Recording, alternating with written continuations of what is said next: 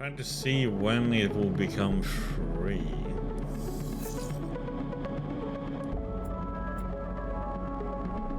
That is some shit dices, man. What the heck?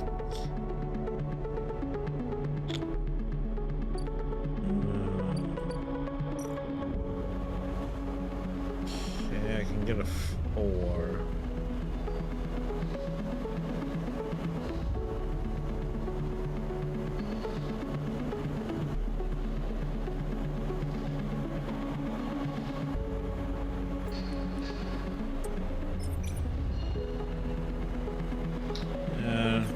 No.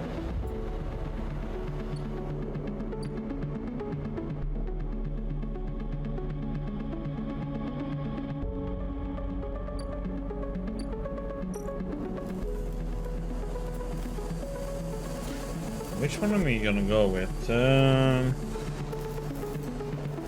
guess we go with systems fitting.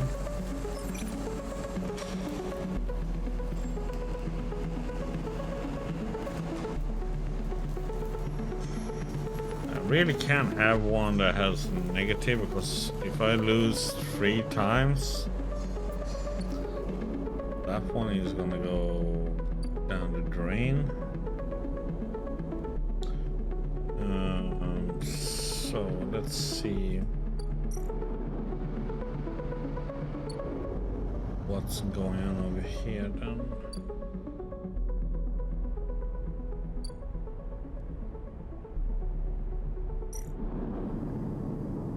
Yeah, I wasn't supposed to do that until late in game, this in.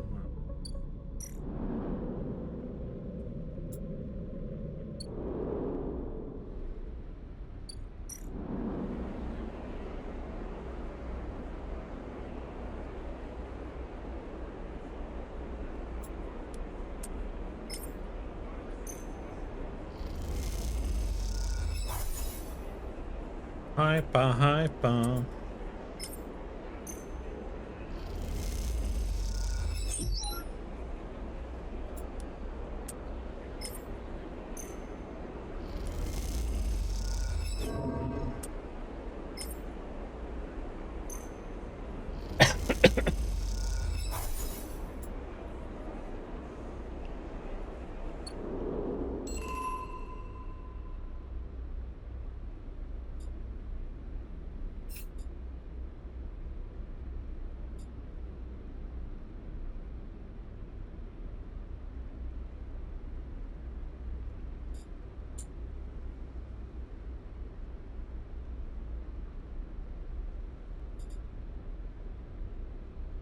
Quartz exchange.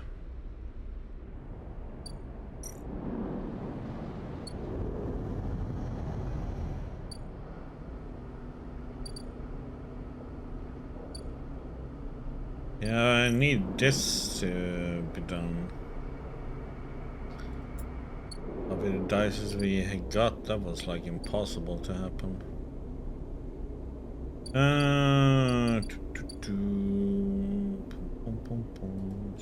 Data we have.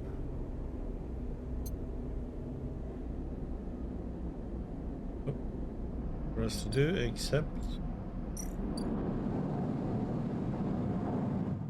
Yeah. In the cycle.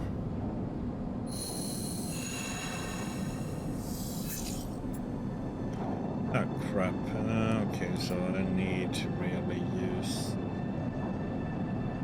Oh, this is a little bit. Because if I'm gonna need this one costs 100 for cryo to buy.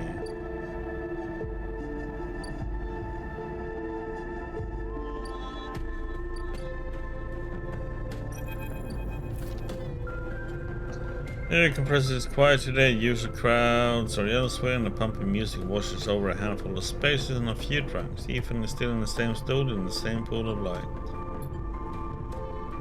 His head is low, close to the bar, and the bartender is ignoring him.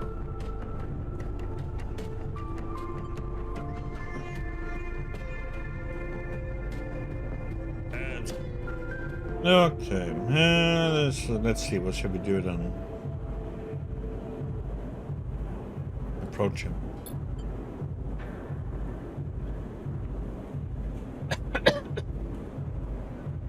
As we get closer, he lifts his head and turns. Sleeper. Turns to look at you. Time to pay up again, is it? Gestures to the bartender. Come here. Take this shit.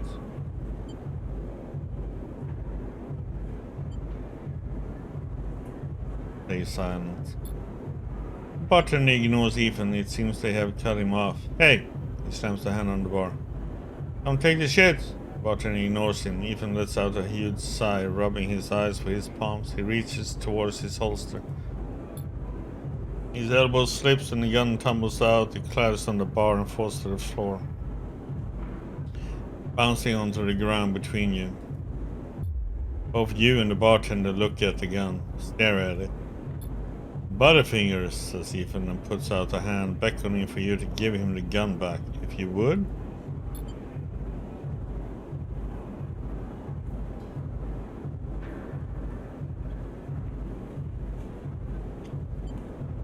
Hand Ethan the gun.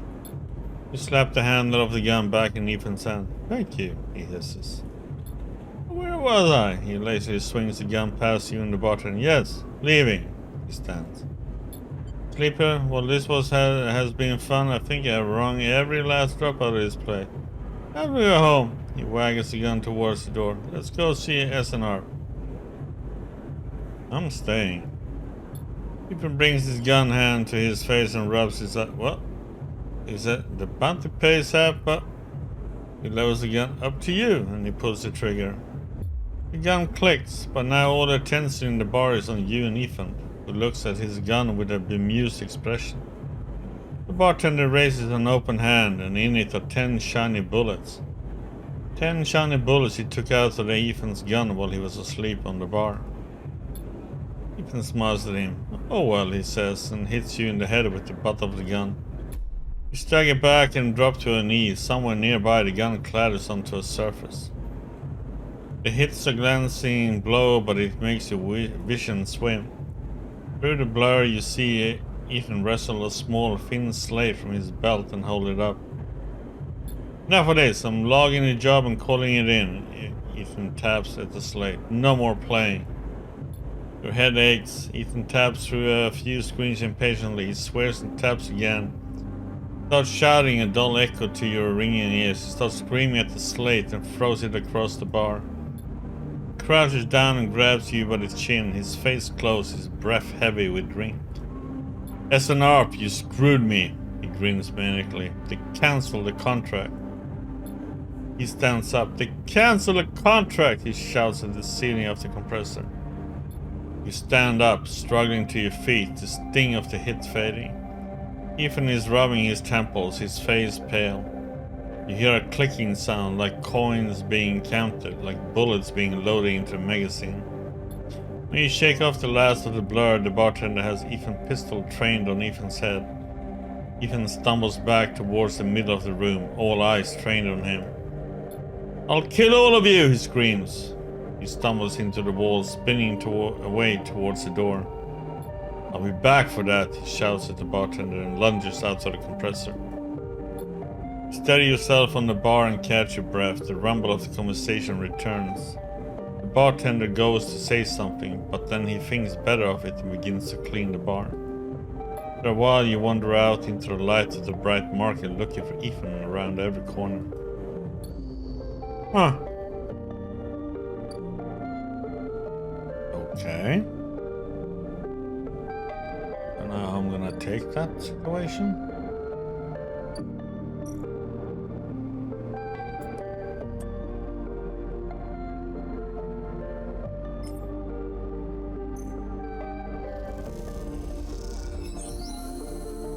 Okay, that one is done.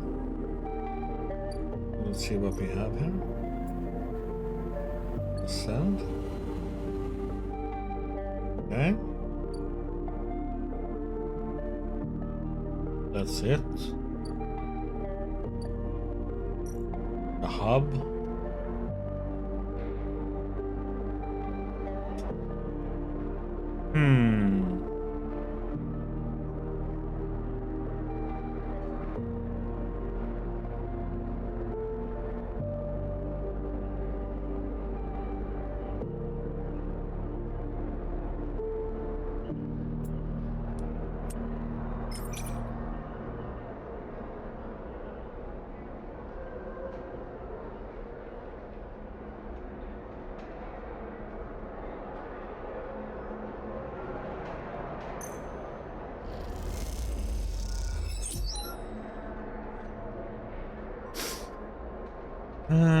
4 is not enough.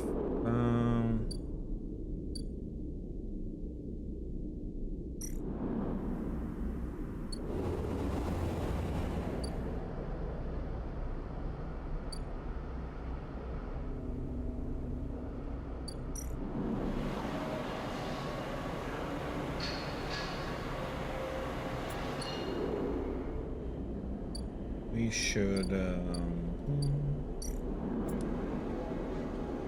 No.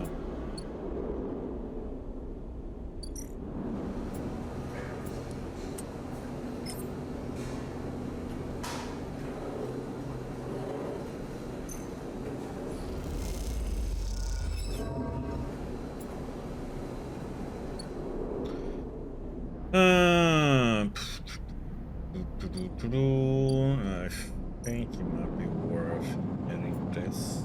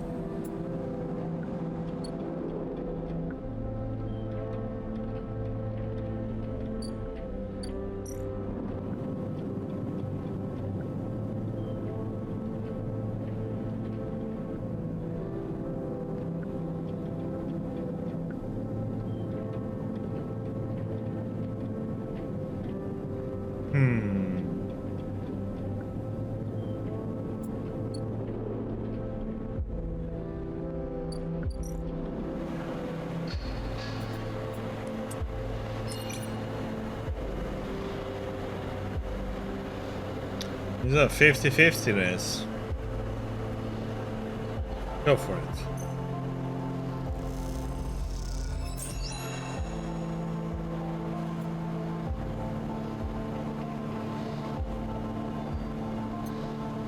Here's some mushrooms. How seriously do we need it for?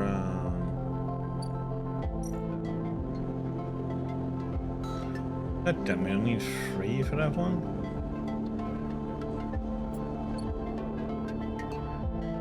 I think it was something over here that it was for 2, right?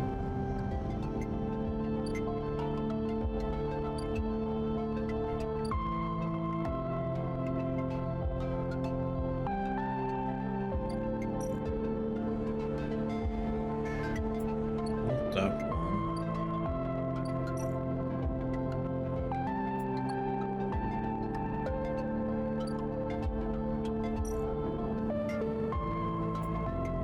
Yeah, that one.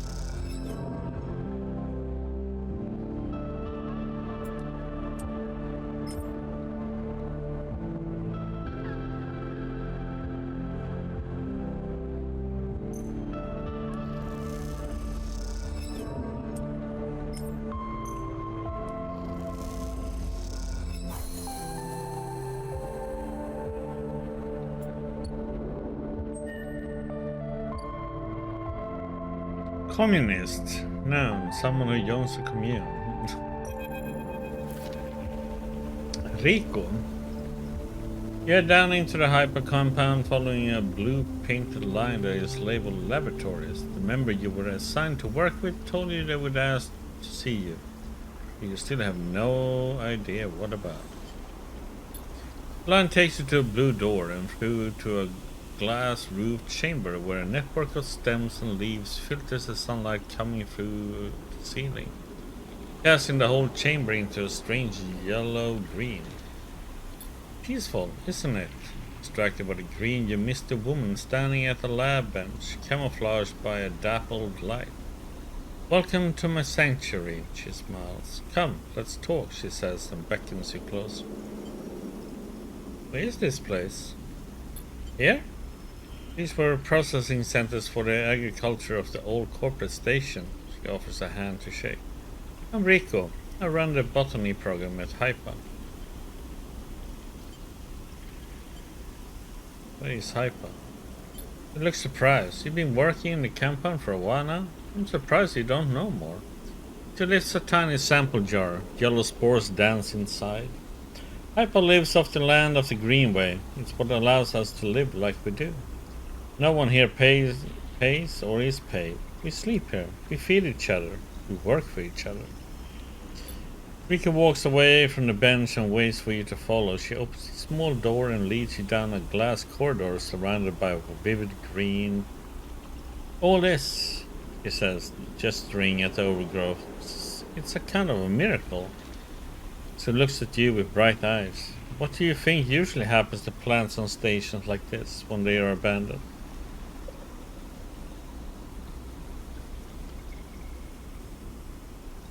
They die? Eventually, yes. They cannot live without intervention. These you left at a crossroads. But here, they endured. She smiles to herself. Actually, no. They thrived.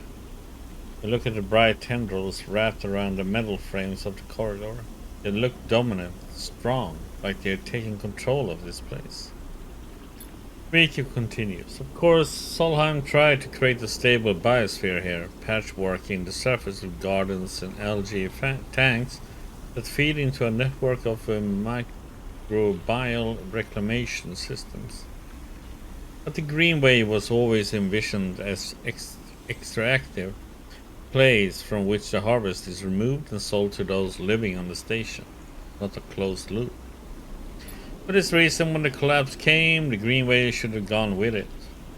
Erlin himself was so convinced of it that his first colony never even came here to try to reclaim it. The Eye instead relied on outside favors and influences, shipments from the inner system, small-scale agricultural systems like kelp and fungal farm stacks. Yet here we are, among growth and decay, a biosphere flourishing. When Hypa came here, we expected to find only vacuum-dried stalks and leaves, and perhaps some fungal colonies hidden in the mulch. But we found a jungle. With this, Rico hits a button on the wall and leads you through a large pair of double doors into a huge, impossible chamber. It is every kind of green, from the pale algae tanks to the dark vines that surround them. It is wet too, a rarity on the Eye. Condensation clouds the light from the high glass roof and gathers on the shiny, broad leaves of shrubs.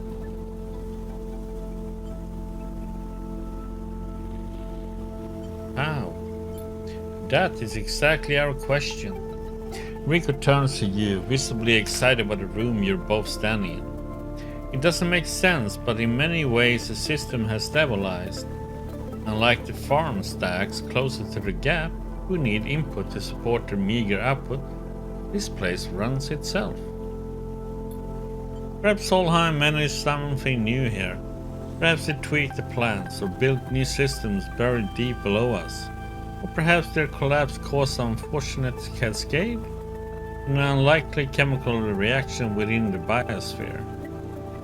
That's what I would like you to help me find out. She turns to you, her forehead wet with dew.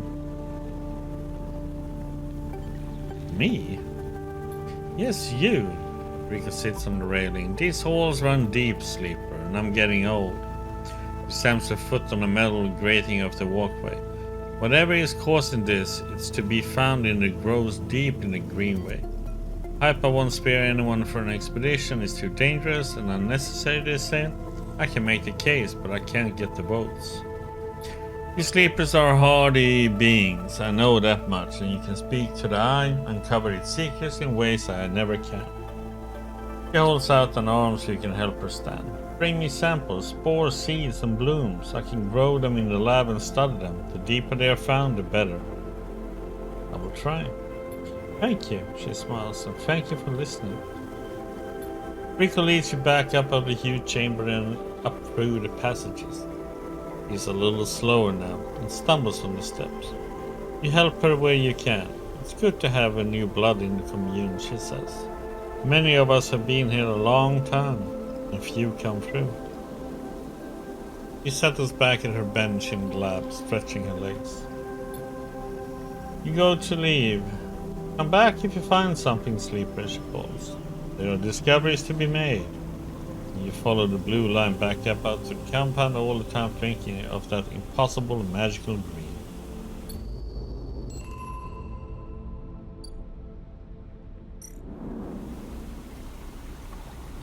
Spores, huh?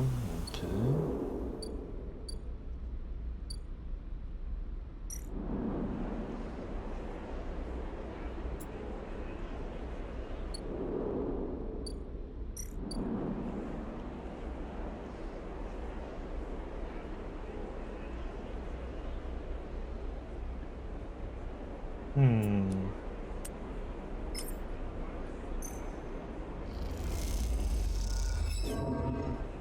Okay.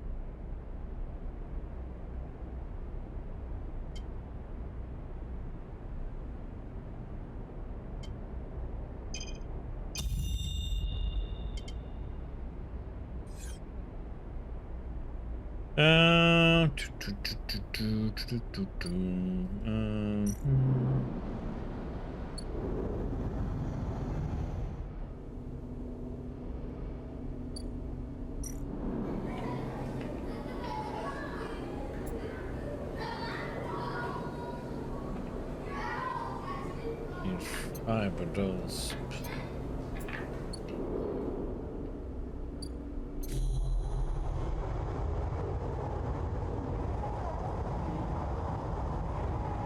Hunter comes out next round.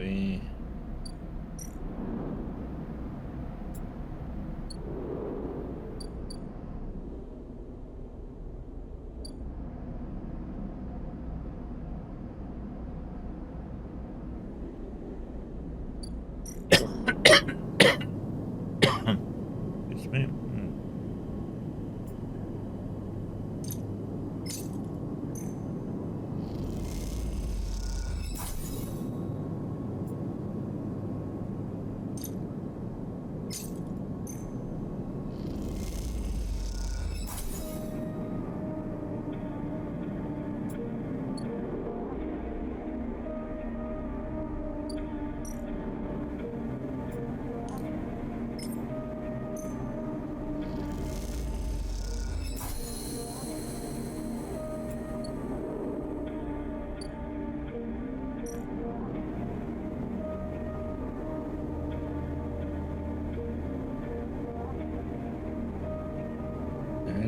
Seal the unit.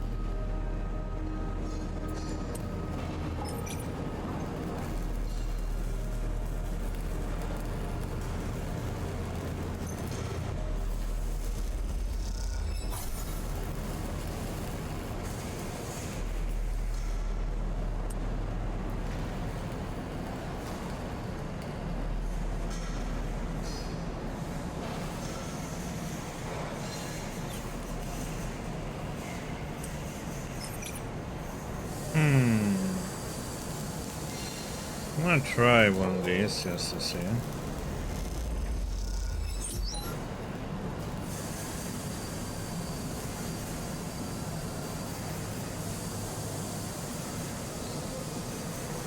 We're safe this time, so even if I get negative, it shouldn't do anything bad. Oh, it does. Okay. Yes, it does.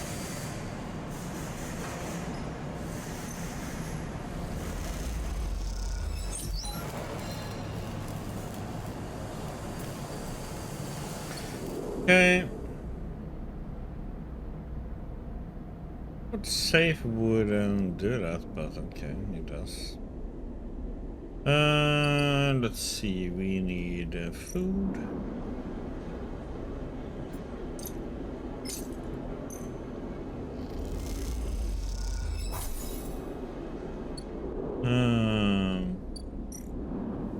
Do one more.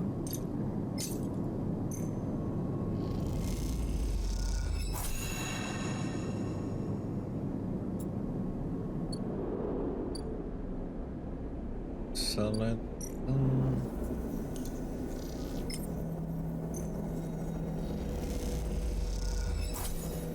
The trusty trader. And yeah, that's it.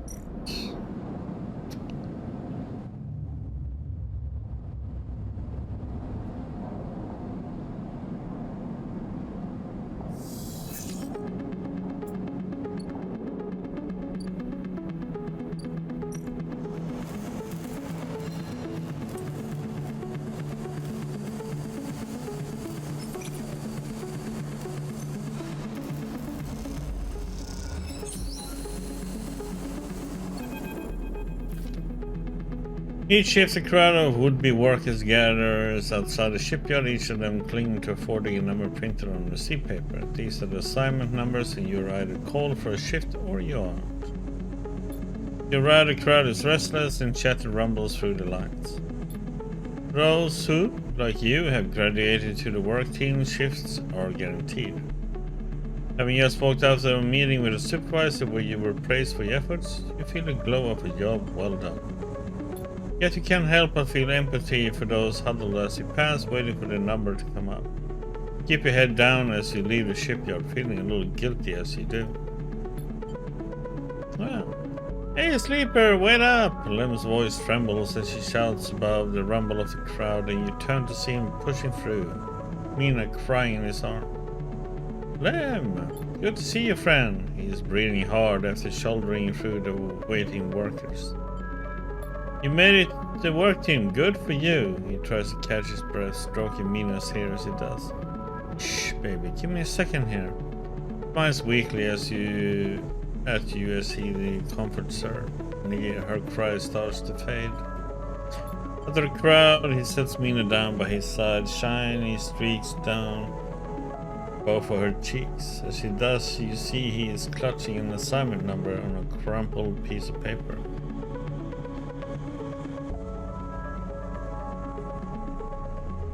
Betting on a shift? You know how it is. He puts his hand on her shoulder and she clings to his side. Esther, who usually takes her, is sick. He stretches. I don't know who. A noise sounds from the entrance of klaxon, followed by a list of numbers growing brightly on the display screen. The crowd responds instantly, pushing and pulling as people try to wade to the entry checkpoint. Lem stops and turns back towards the crowd and glances down at the crumpled paper. That's my number. Shit. Mina. He's patting the pockets on his gear and glancing around. Go. I'll watch her. He blinks a little, staring. Thank you, Al. He crouches Mina. You're going to stay with our friend here, okay? We're going to keep you safe, and he stands back. Here, take her bag. He shoves it into your hands. She's got food. Shit, I have to go. Backs away into the crowd. Mina, I'll be back real soon, okay? Be good. And Lem disappears into the rolling crowd, who are now trying to get into the shipyard before it locks down. Mina stands staring, suddenly small without Lem at her side. She fixes you with a dark-eyed look you can't quite read. Hey, Mina. She holds the stair, unmoving. The two parallel tear tracks still glint on her cheek. Look in the bag. You unlatch the top of the bag and see a few metal containers fashioned from scrap components. A battered slate sits on top, blinking a low battery warning, and tucked beside it is a ragged rabbit handson. Take the rabbit? Pull the rabbit out of the bag, its long limbs waggling as you do. Mina goes to jump and grab it, but holds herself back. She stands and hugs herself, eyes on the rabbits. What's her name? Mina turns away and looks at the entrance to the shipyard. This is going well. Give her the rabbit. You hold the rabbit out and Mina snatches it from your hand. She hugs it tightly without looking away from you. Bun Bun, she says, staring you down, eye ferocious despite her size. Hi, Bun Bun. You move a little closer as you speak, closing the gap. It doesn't speak, she says. It looks at you suspiciously, but her face softens a little. She waggles Bun Bun in front of you and then walks him up your arm and onto your shoulder where he sits. She pokes your arm a couple of times. Are you really a robot?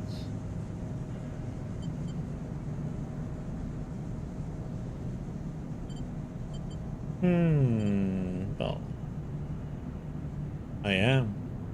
So cool! Mina has more questions, lots of questions. Questions about how you breathe or if you rust.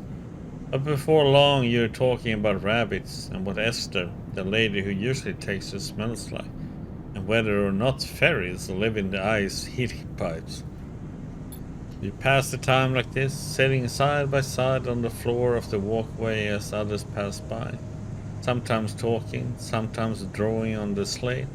Sometimes playing with Bun Bun, the rabbit.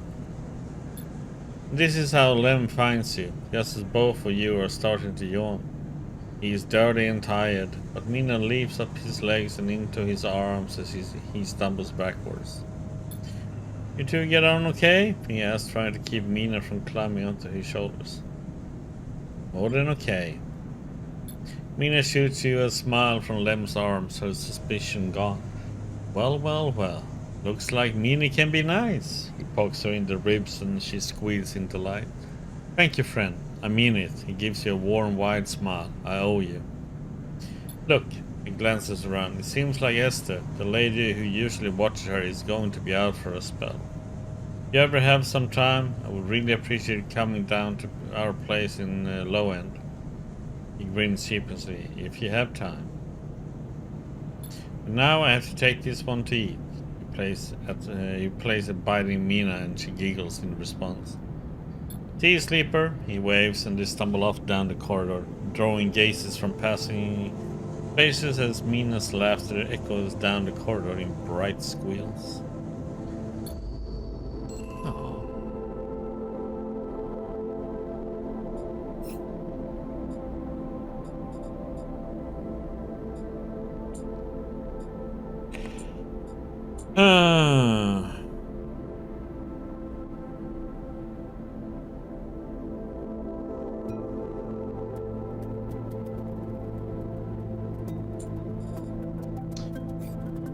Still wondering about how I'm supposed to be able to build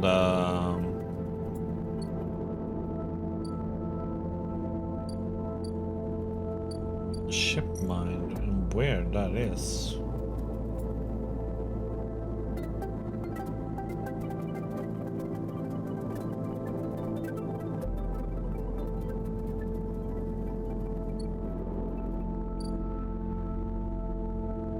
Now I can buy one for 300, but that's like...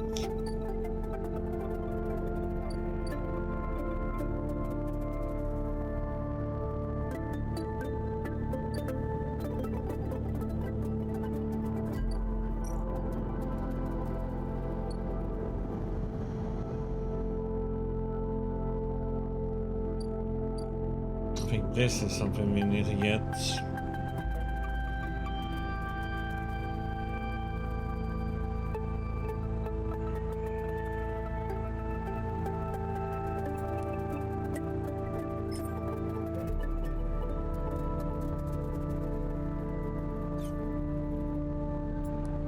there even.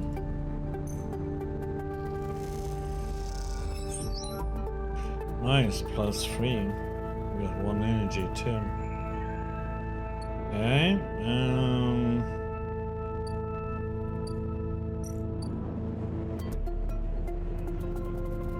What do we get from this?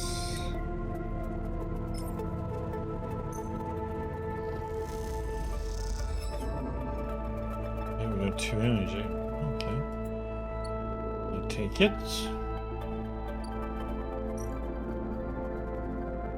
We need endure +1 for this one.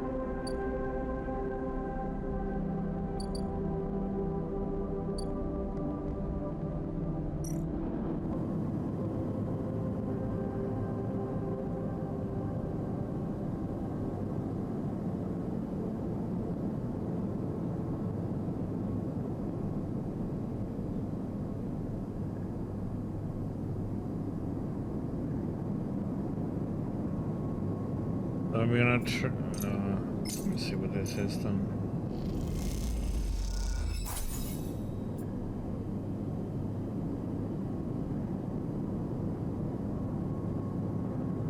Oh.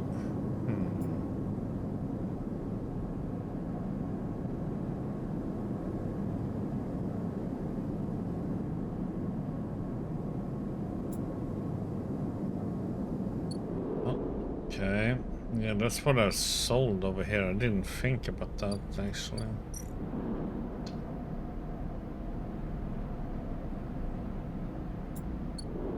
Would have kept them, but I kind of needed the money.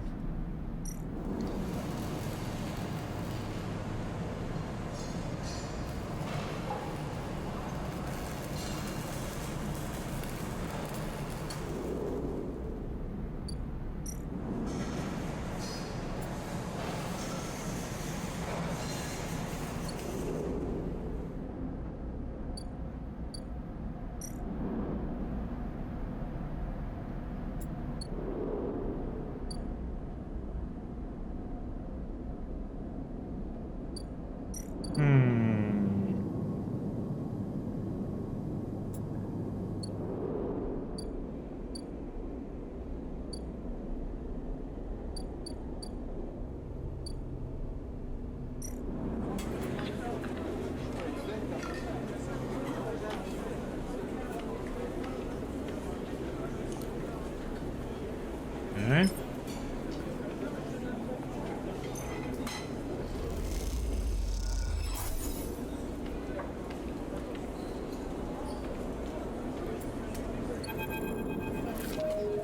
So go to leave the tambour tea house, a hand falls on your shoulder.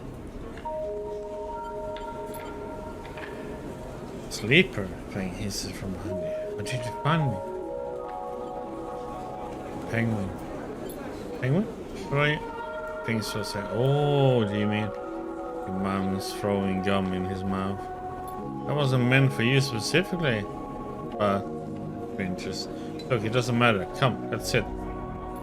Ben guides you down a set of stairs to one of the tambour's lower levels. The tea house is stacked with curved mezzanine, all connected by a central atrium. The levels are filled with makeshift booths and bars, and conversation bounces busily off the metal walls. Ben sees you looking around. This place used to be a fuel tanker's main drum, hence the name. The tea house part is a bit of a misnomer though. You can get anything the eye offers from this place, but real tea isn't exactly readily available. He picks a booth.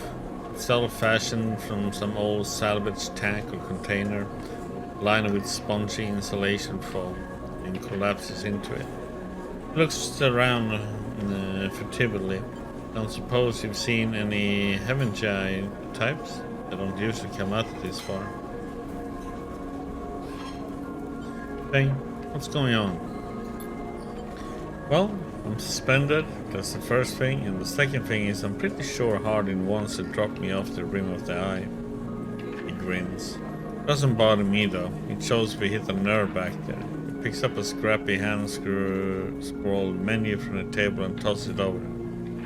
What are you drinking?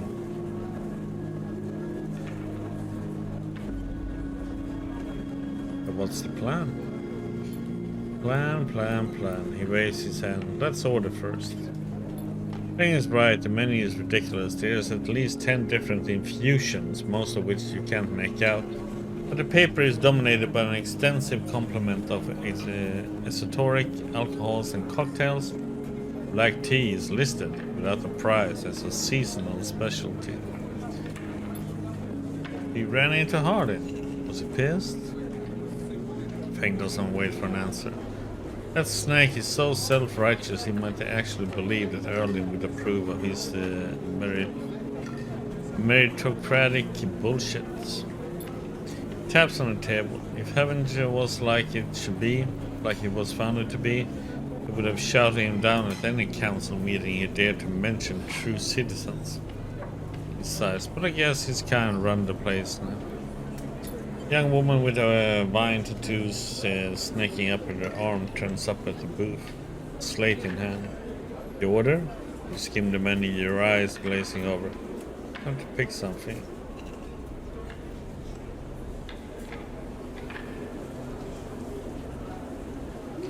Rolled meat. Feng taps the table to order the same. And you? She begins looking to Feng, but when she sees him, she suddenly stops. What the? Feng swings a little. You're supposed to be working. This is your shift, he grins sheepishly.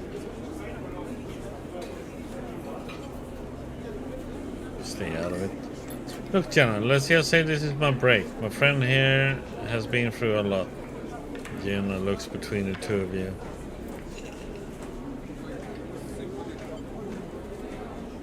Nod. Feng also starts nodding. 2 minutes, says Jenna, pointing at Feng. Only because I don't want to get dragged into whatever this is. She gestures at the table and walks off. What? Feng stretches out in the booth. You know how it is. We all have to eat. Plus, he leans in. This is the best place around here to find a person you might be looking for. Who? Remember that web of connection that Hardin pinged the moment we confronted him? Those are his collaborators, and if we want to understand what the Solheim executive might be getting up to on the Eye, those are the people we have to find. Feng is almost whispering now. There's a couple of them I suspect they are in low end, and well, almost everyone in the low end comes through this place at one time or another. He brings a modified slate out on the table. We'll set this up so that when anyone with the network signature I'm looking for comes into close proximity, I'll mark them. We will mark them, okay? Once they are marked, we can break through the access protocols and get at the good stuff inside. Guess I have to find them first, hence me moonlighting as a waiter. Suddenly a smile grows across his face. Wait, I have an idea. Oh no. No, I can't cover enough of the low end on my own. So far I have no matches in this place. With 2 of us we can cover more ground. What am I getting into? Well, Feng has a hang-dog look. We need to get you out and about in the low end, in close proximity to as many people and residents as possible. And it turns out my friend Min Ji needs some help with deliveries. As in Minji Express. They already know him. Perfect. Feng places a tiny receiver on the table. This connects to my slate and runs the same marking protocol if you get near any of your targets. All you have to do is take some delivery shifts from old Minji and soon enough we'll have our place covered. Hey. Don't give me that. You think I like working here? And I thought you could use the tips. He grins. We are in this together, right? Are we? Yes. You think Hardin is happy to have you wandering around the place? I might have let you wander off for now, but I'm sure he has his eye on you. This is on you too. Feng slips his slate back under his clothes. Just head on up to Minji Express, take a delivery shift, and we'll see what checks up. If you manage to find anyone and extract any data, bring it right down here to me. They have me on double shift, so it shouldn't be hard to find. Jenna walks past, carrying a tray of drinks, and sharply catches Feng's eye. I don't think she's bringing your drink. He stands. I think it's time we call this meeting to a close. You grab the receiver from the table and slip it into a pocket. See you soon, sleeper. Stay safe. Feng adds before turning and walking off towards the bar, whistling as he does.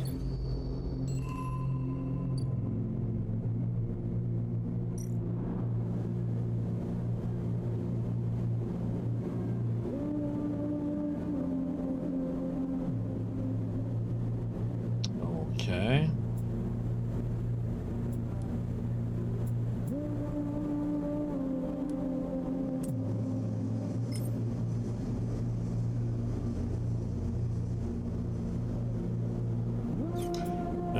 What is needed for the deliveries?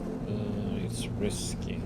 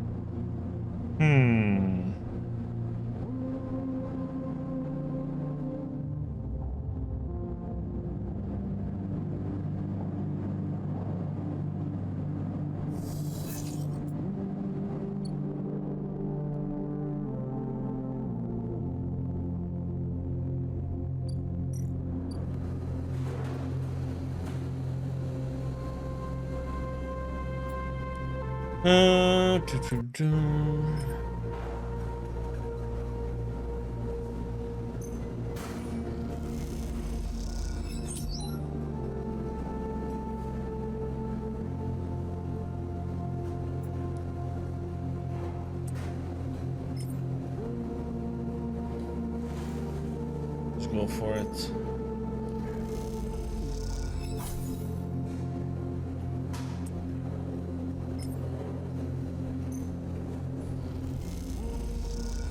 Ah.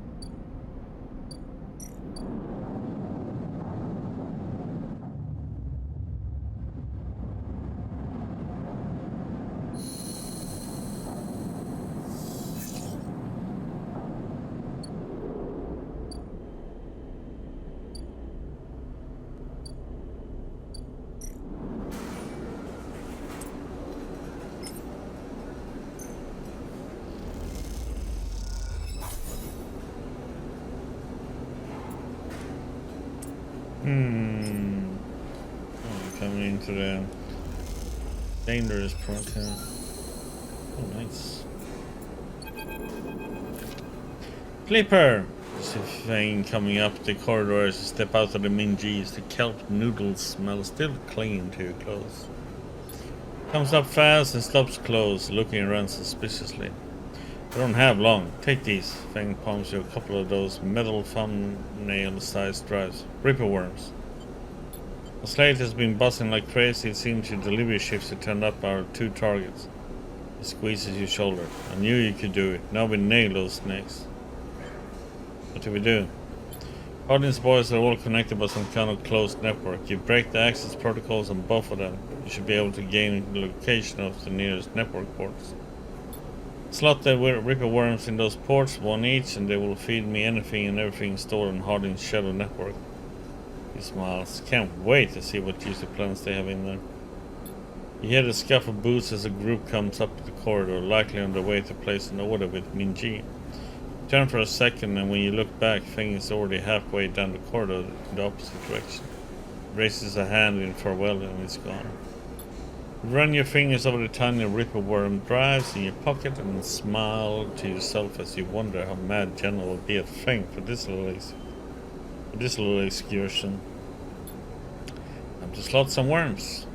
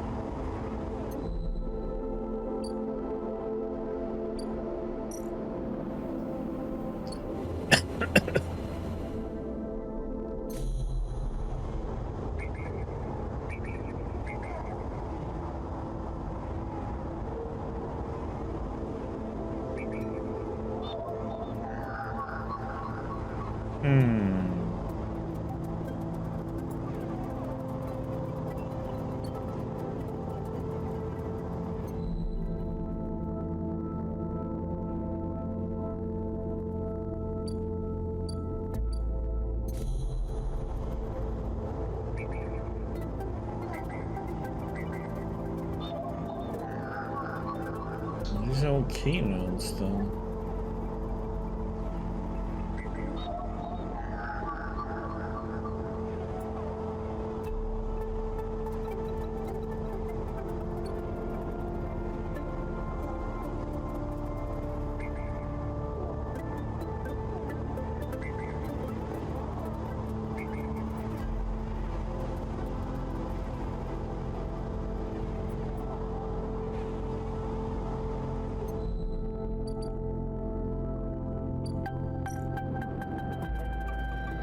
Yeah, we need to unlock more stuff here.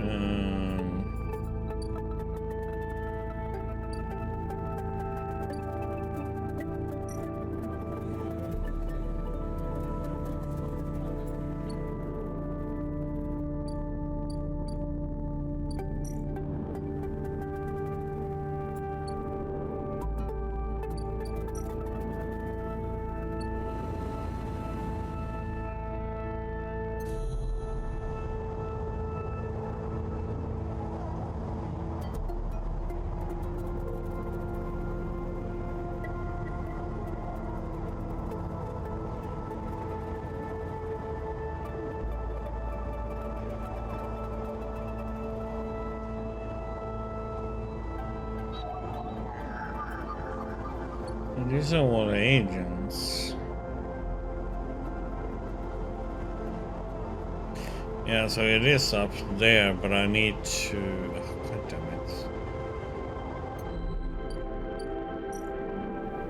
it. Need to map it out, the place.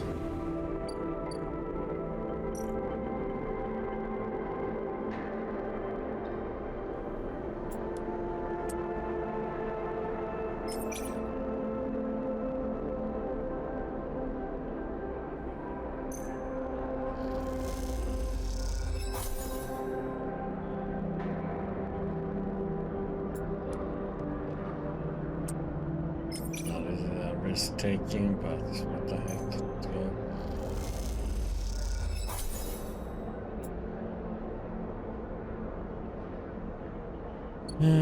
Okay, we need to go and buy us some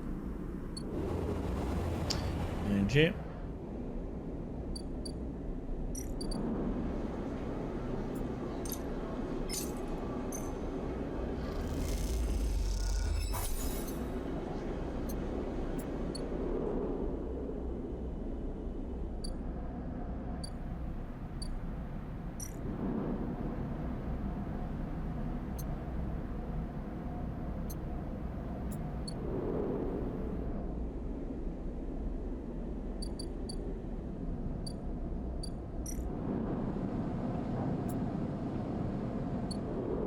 No.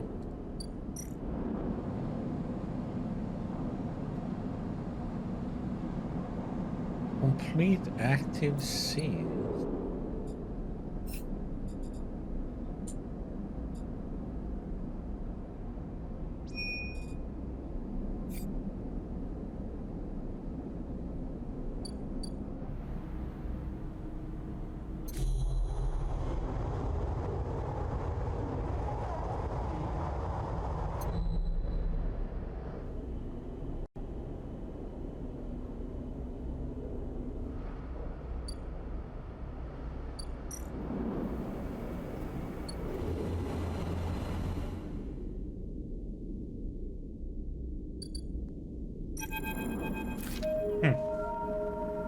Yeah, this one pops up all of a sudden.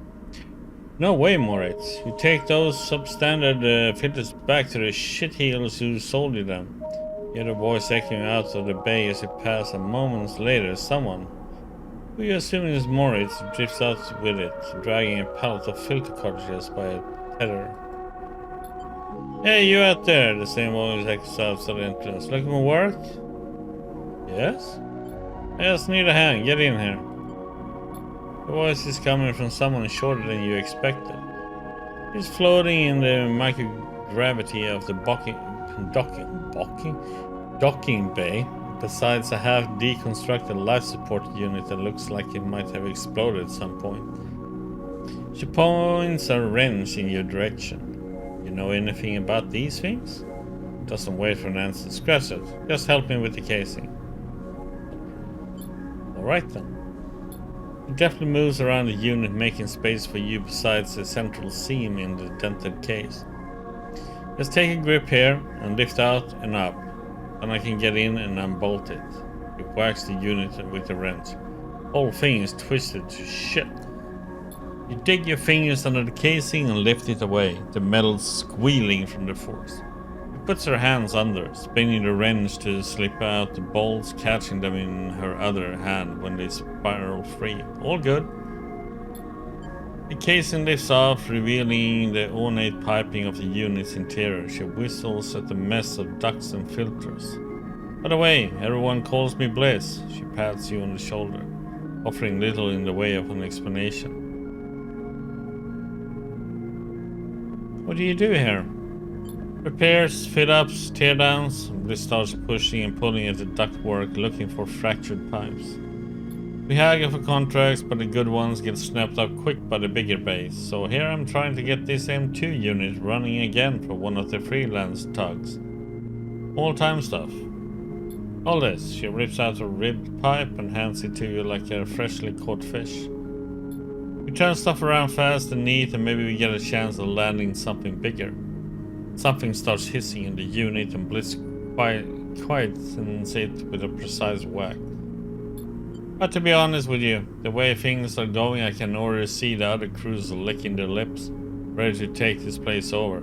He looks up at you. I'm almost out of luck. Offer to help. I appreciate it. Let me finish before you jump, though. Keeps working, twisting aside pipes with care. There we are. Liz pulls her hand from deep inside the unit and out it comes, clutching a lumpy cube, scorched black. His thing must have overloaded and popped half of itself out the side. You both duck down to the side of the unit and spot the exit wound, its edges fringed with more scorch marks. Grab me a replacement converter from the racks, will you?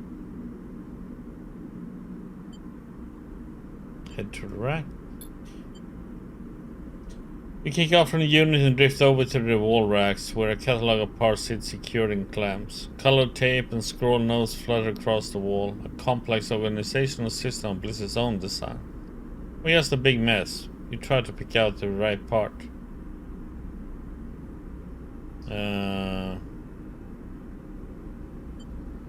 M2 converter.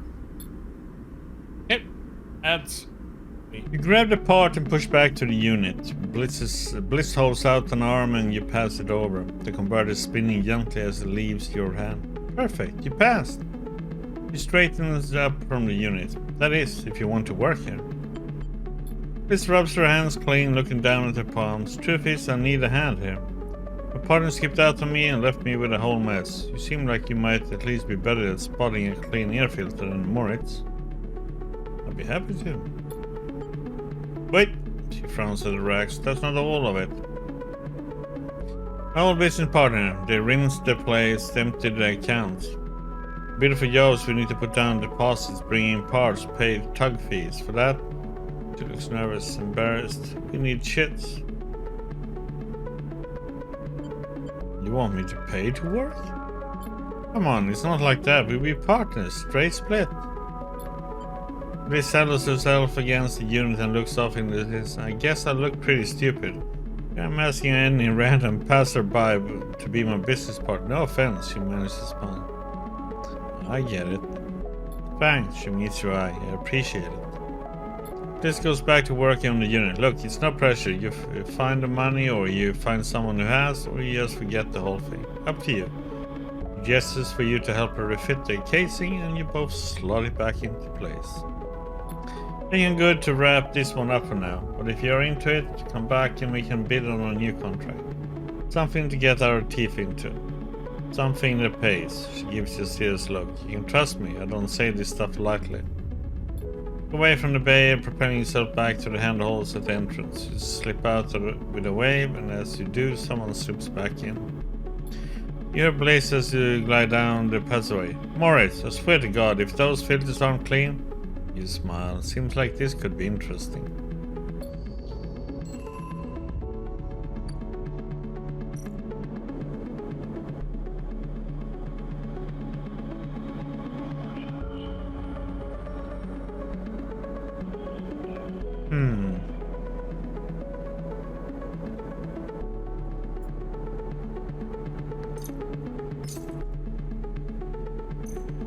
Okay. Neutral outcome. Pardon me, bless. What?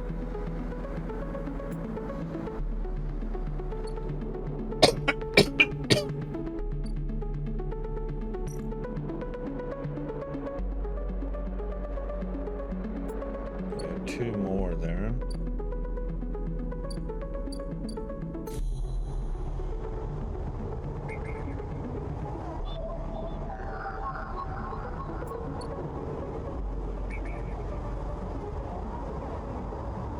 Seems like this is the place though where I'm supposed to use them.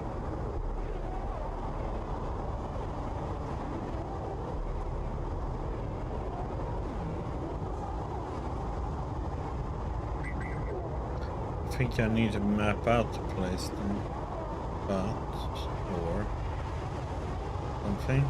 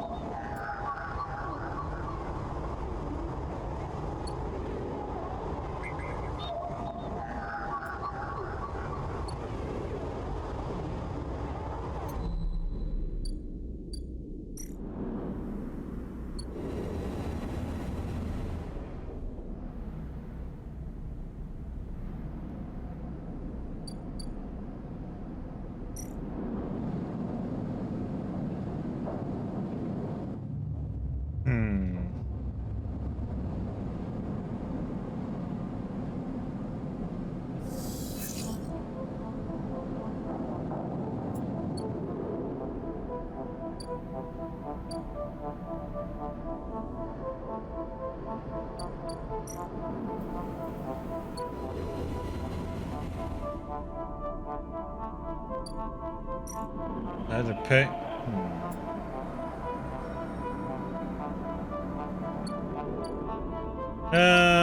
Let's see.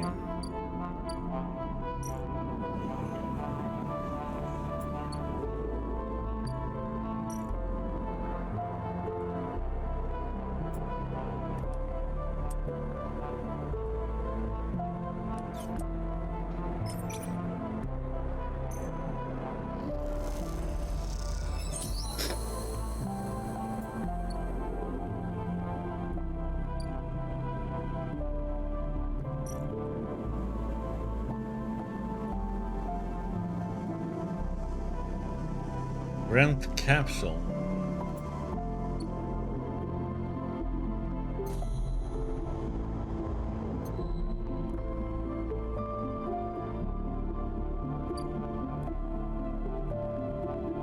That was it?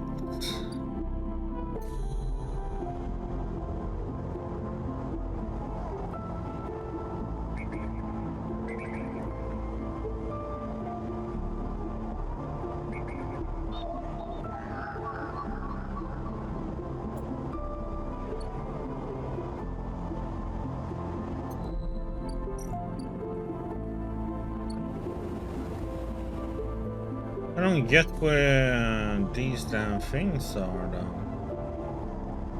I need to find.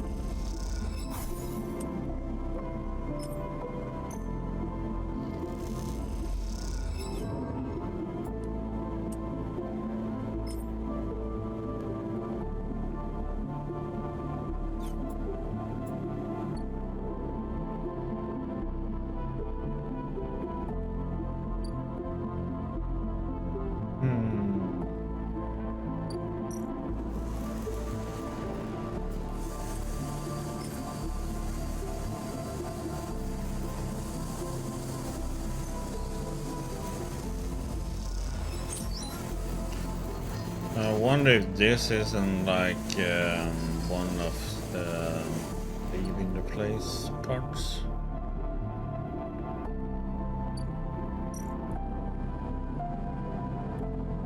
I think I might have to buy one of those. Oh, God damn it. Yeah, I have to wait now. See what happens with the bidding.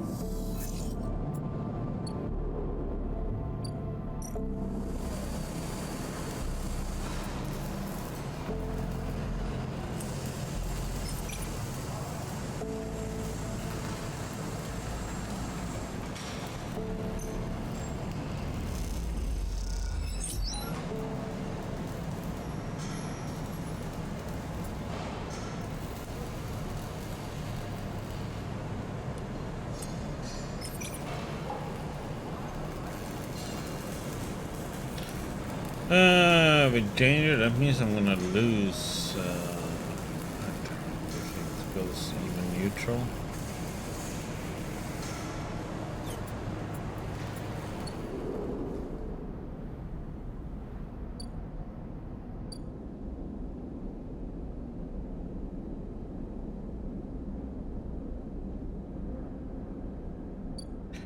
So there's nothing really.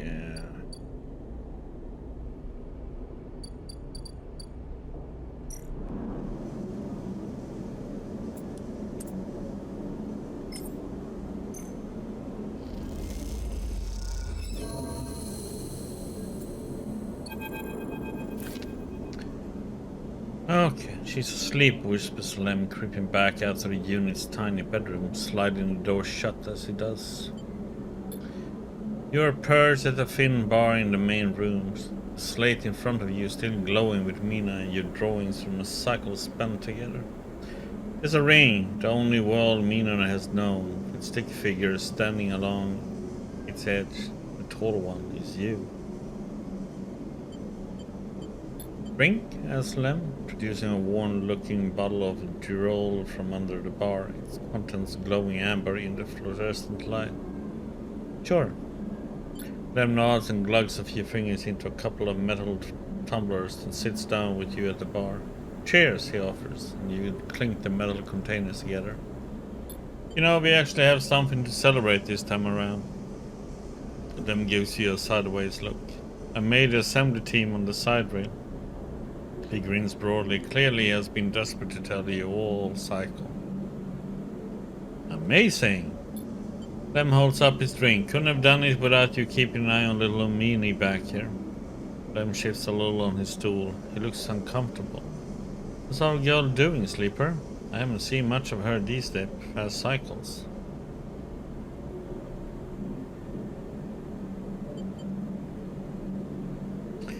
Misses her father. Lem looks away. Yeah, he says to no one in particular. The silence stretches out as Lem takes a drink, his eyes fixed on the bedroom door. You okay? He knows I can't take all the credits for Mina. She isn't actually mine, gazing into the middle distance. Huh? I pulled her off a refugee shuttle out by one of Ember's moons. Colony was falling apart for decades after Solheim collapsed, surviving on next to nothing. Eventually, some of the residents tried to make for the eye on these decrepit old shuttles. He sloshes the drink around in his tumbler. They had no idea what they were doing. The one Mina was on decompressed halfway here. Everyone spaced. The only reason she made it was someone sealed her in a weapon locker. It was ice cold when I reached her. Purple lips. He shivers. Once I picked her up, I wouldn't let go. The medics treated her with me still clinging to her. He takes a drink. They're not sure why. He reaches over and refills his cup. We weren't exactly anybody's heroes, you understand? We were private military, hired in by the convoy to protect their claims in the collapse. But once I got Mina, that was it. I quit. Got us dumped here. You saved her. I'm going to sound like an idiot now, but... He sighs. He saved me. That's the truth of it. He looks around the decaying unit, its stained plastic plating and flickering light. Me, I brought her to this. It was tiny, too small to know what she lost, but I can't stop thinking about it. He rubs his eyes dark with tiredness. What if our number doesn't come up in the draw sleeper? What then? The side rail will sail off without a thought, leaving us here. What kind of life is that for her?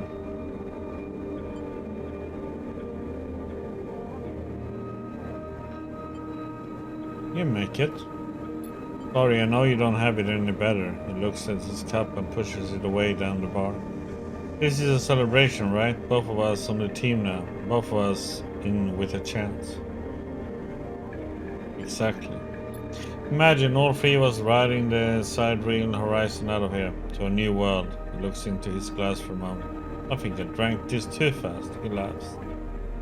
Lem stands and starts to clear the glasses into the outer wash. I need some sleep, friend. Be around. Alright then, he catches your shoulder as you turn to leave. Thank you, sleeper. I mean it, from both of us. Pats your shoulder and you slip out in the dark of the whole walkway with thoughts of little Mina in your mind. Aww.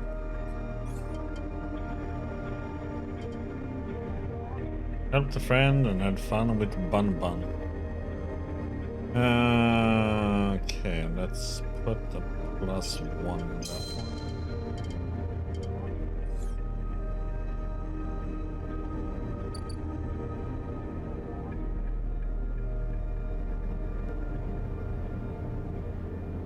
I'm trying to figure out what I'm gonna go for now.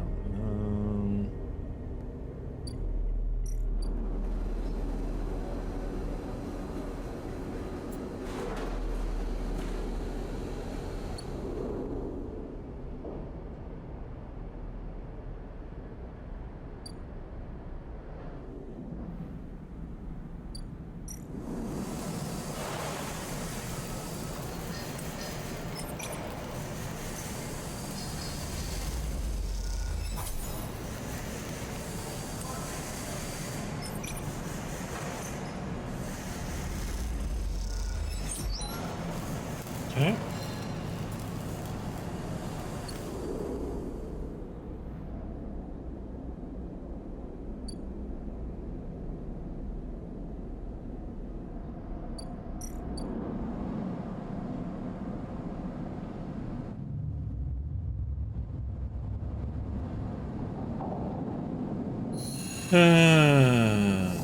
Oh crap. Forgot about that shit. You missed me? Ethan smiles a ragged smile at you. No. You look at him. He is paler than usual, hunched. He is sporting a black eye and more than a few cycles of beard growth. No way to greet an old friend. Friend? Well, he pulls a colleague. He smiles weakly. This is big, really big stuff about you. He seems more jittery than usual, on edge. You remember how SNRP canceled a contract on you? The contract I was going to collect? I remember. Well, I'm guessing you were pretty happy about that shit. Overjoyed? Me? I lost everything. Let's not worry about that. He smiles sarcastically. And so what did you think? That was it? Well, it was, except Ethan leaves a dramatic pause. What if we all SNR gave the bounty to someone else? Someone who is even more of a shithead than yours truly. He smiles darkly. What a disaster that would be.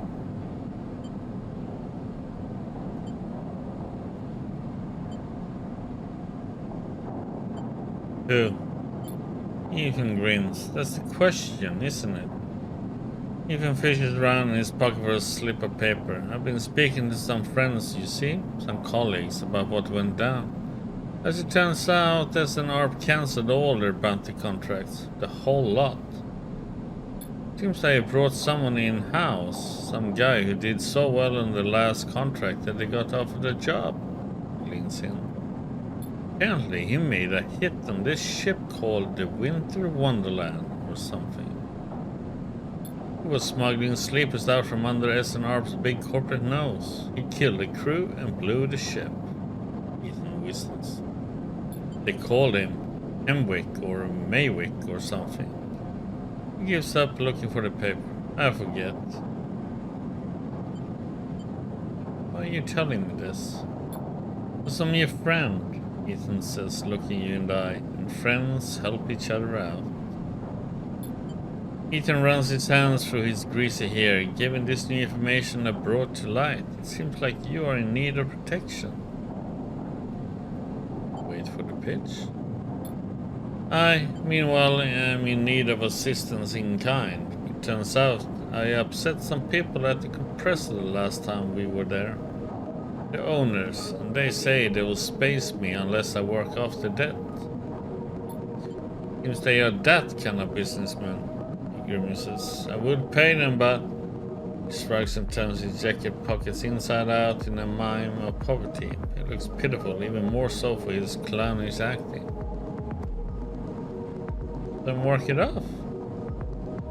You should be glad the anger rising him now, that I came here and told you this. You think anyone is looking out for you? You're a contract, a name on a list. He kicks the wall. Ethan rubs his temples. I'm sorry, he hisses. I'm sorry for being a shit and trying to kill you and whacking that thick skull of yours, he sighs. You think I want to go up against this guy? But us? He jabs a finger between the two of you. We don't have a choice, so you keep me from getting killed, and I'll do the same for you. We can help each other, a straight 50-50 deal. He looks at you. I'm not asking for a favor. I'll think about it. I want the compressor, every cycle, working. Just, he pauses, just think about Maywick. Think about that cold eye as an ARP shit on his way here from the core system. He smiles. That should give you the motivation you need. Ethan swaggers off down the corridor, throwing his jacket over his shoulder. Can't wait to be working with you, he shouts. Moritz. Hey, a quiet voice greets you as you leave. Sleeper, it's me. Who? Morris pauses. I work for Bliss. He rubs the back of his head. You're not an easy person to find. Well, I don't really have an address. Morris holds up his hand. Hey, no judgment. It's cool. We both stand there for a moment, each waiting for the other to speak. So, what's up? Oh yeah, well, Bliss needs you. A job just came in, a real big one. She's asking for you to come up and help her out. He nods shadily. I'll be right there. Nice, yeah? He stands there for a little while, unsure if the message is delivered. I got it. Cool. Looks around. Bliss just likes me to do a furry job, you know? He rubs his hands together before burying them in his jacket's pockets. See you, sleeper. Morris ambles off down the corridor, kicking at a filter cap on his way out. Time to head to Bliss's Baden.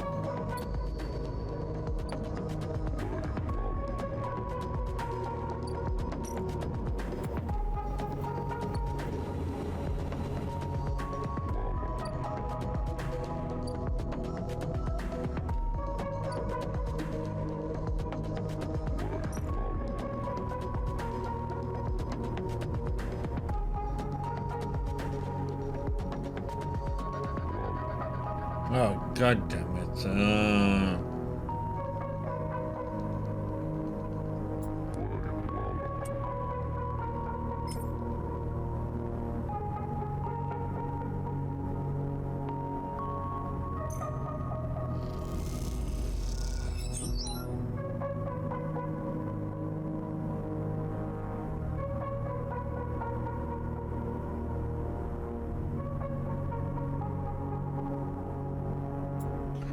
You're gonna have to do like this. I need to buy one of. I need to do this.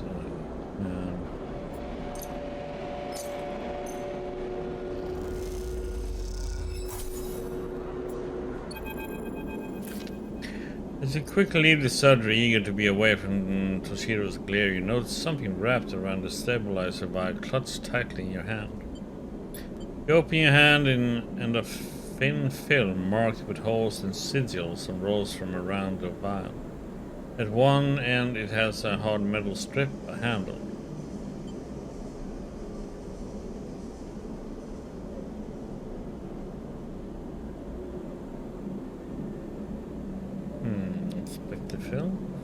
You hold a cloudy film up to the light. It is perforated with an ornate pattern of holes. You can make out a word among the markings. Passkey. Is this an entry key for somewhere? Inspect the handle. The middle handle is worn and pitted, but you can see a set of numbers imprinted to it. 207F. And then crudely scratch into the handle at some later date. Low end. For a moment you consider going back to the surgery room to return the key and then quickly think better of it. Did Sabine want you to have this, or is Toshiro passing on a message? Time to head to low end to find out.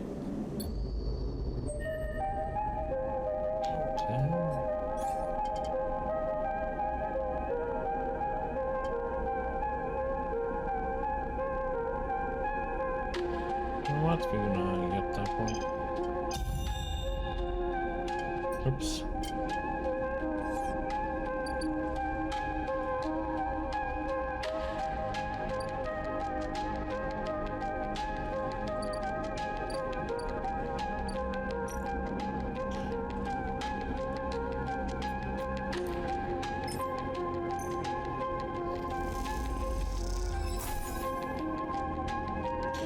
Lock and clanks open, the metal door swinging wood into the dark.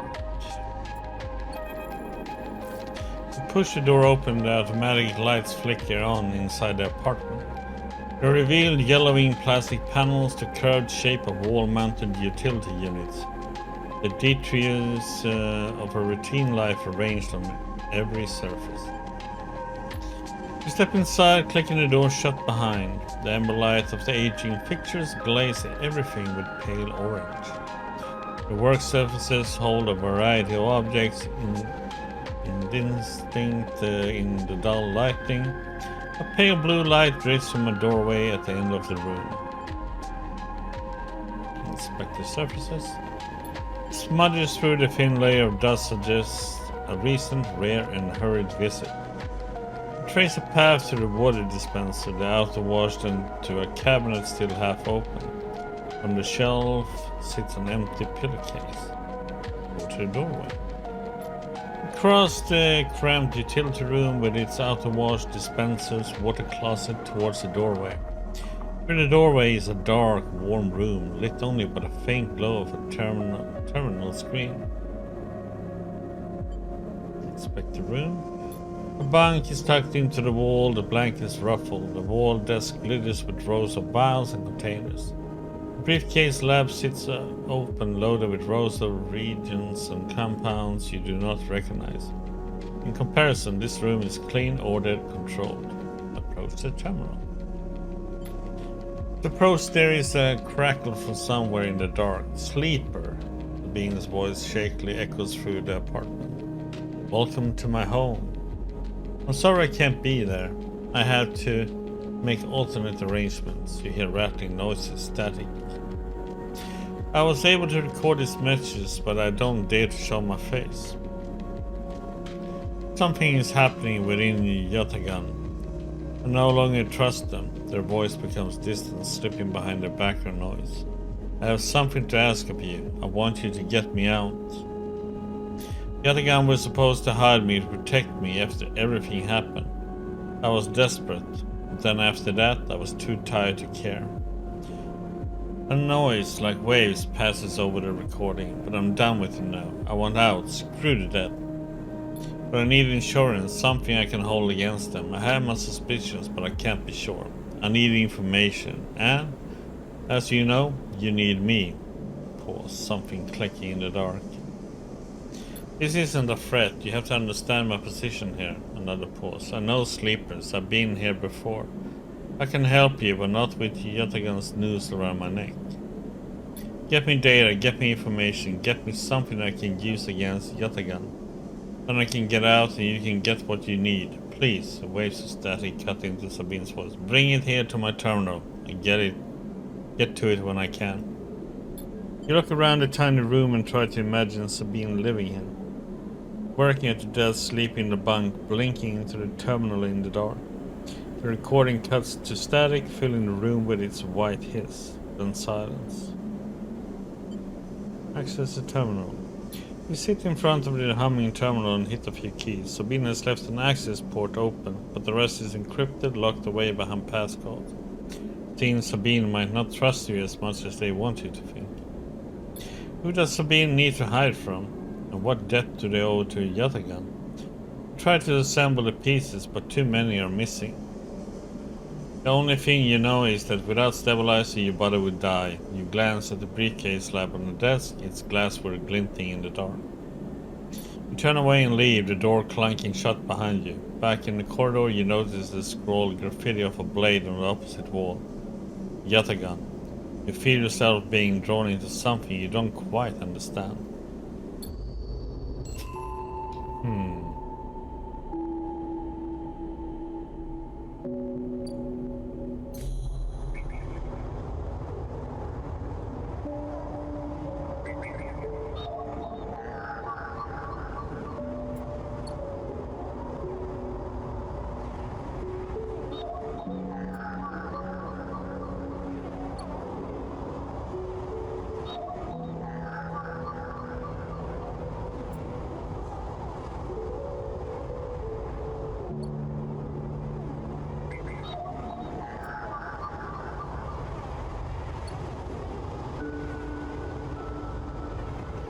I'm still wondering about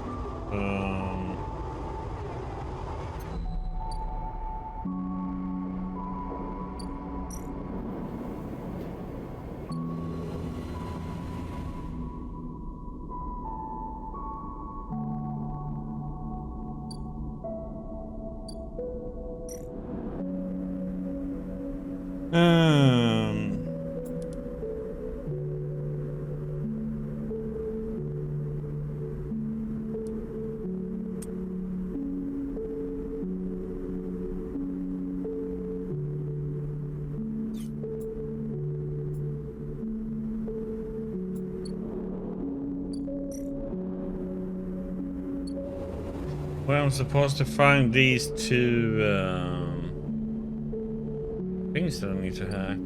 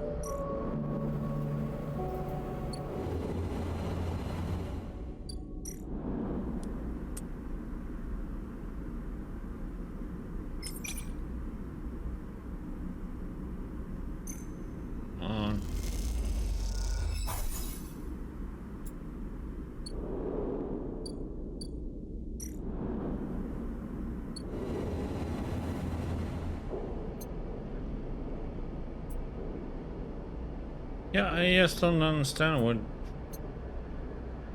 Looks like it's supposed to be up here, but I don't see it up there.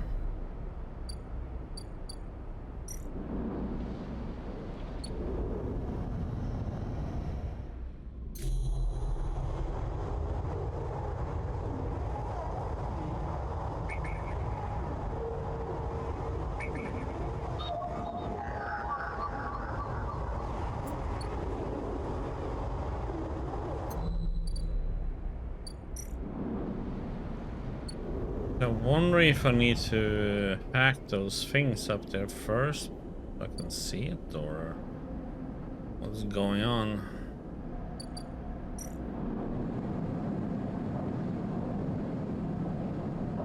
Okay, so this is the part where you don't have it. Okay. We have to help her get the contract done though.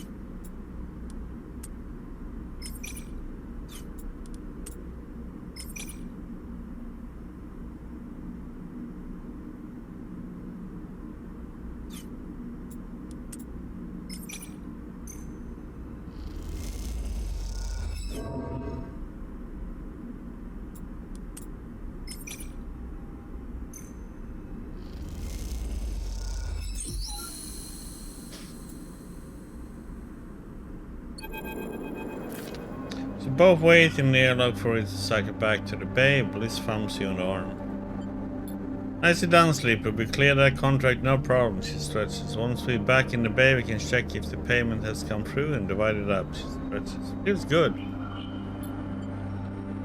The airlock climbs and lights flicker, and a moment later you're back in the bay, where Morris is at the racks trying to figure out where the mess of tools Bliss left in her wake should be hung. Hey, Moritz. Morris looks over his shoulder. Sleeper! He spins a wrench in his hand. Looked like clean work out there, notes respectfully. Look over at Bliss, who is already gliding over to her management console. She twirls a little as she crosses the cavernous bay. No one you ever met moves as well in Zero G as she does. It's like she was born into it. Shit! Bliss slams a fist on the console. Shit, shit, shit. What's up? Can't even. Bliss closer. Come here. Bliss calls you over. Look at this. Just look. She spins to the terminal screen and you see the details for the base account. You see an entry for the Ember's Wake, a repair fee paid in full the moment you finished up the job, but then directly after the whole amount was transferred back into an unknown account. What the hell? This is the work of my ex. He punches the terminal. He must have coded a backdoor into the machine before he left. He rubs her forehead. There's no way he can. What's thinking? Morris, throw me that wrench. What's that for? Morris spins the wrench across the bay. Bliss smiles. This. Bliss brings the wrench down on the terminal hard. He flings backward as a hail of computer parts building up into the bay in a glittering arc. Fragments of screen, memories, sections of the casing. When Bliss is done, she clips the wrench to her tool belt. Try backdooring your way into that, you shit. Morris drifts out from his hiding place amongst the racks. Bliss, he says tentatively. You want me to? Looks at the arc of fragments drifting around the bay nervously. Bliss shakes her head. No, she sighs. I've got it. You go get me a new terminal, cheapest you can find. Cobble one together from pieces of the Ort Exchange if you have to. The hell? Bliss glides over to the panel by the wall. Don't worry. One of the first things I had installed when we spec'd out to this place was a cleaning sweep. He flicks over a plastic cover on a huge red button. Watch yourself. She hammers the button and a row of laser emitters unfold from the bay wall. They start crawling their way across the work area, frying the debris as they do in pulses of burning light. Liz smiles. Is that or just space the whole bay every few cycles? What now? This says we keep at it. The cleaning sweep buzzes and crackles as it works its way across the bay. That the can wasn't everything. I'm not that stupid. Once Moritz gets back, I'll secure it and flush everything else. She flicks a nearby piece of debris into the path of the sweep. Clean break. Let me take another contract. That's it. She shuts off the sweeps as it reaches the near end of the bay. You don't want the cryo back? Oh, I want it, but it's gone. He could have transferred it anywhere. He looks out across the hub, and even if I knew where he was, the last thing I want is to ever see him again. He rubs her forehead. I'm sorry, Sleeper. I know you work for this too, but next time it won't be the same. That's okay. She smiles. See you in a few cycles. Morris will let you know. She winks and kicks off into the bay to finish cleaning up. Okay.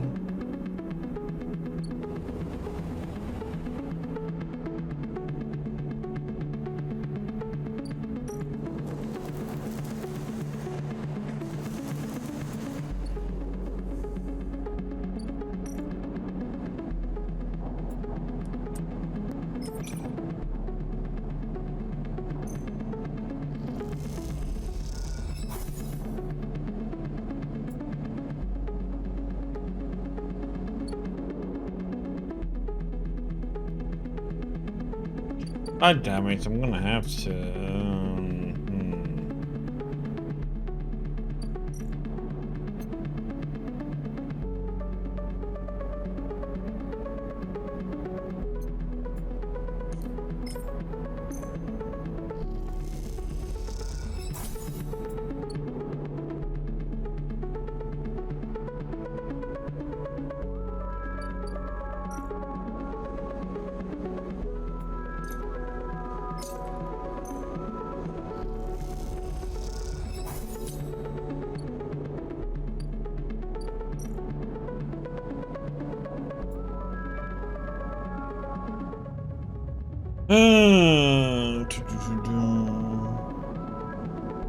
Okay, we need to work on leaving this place.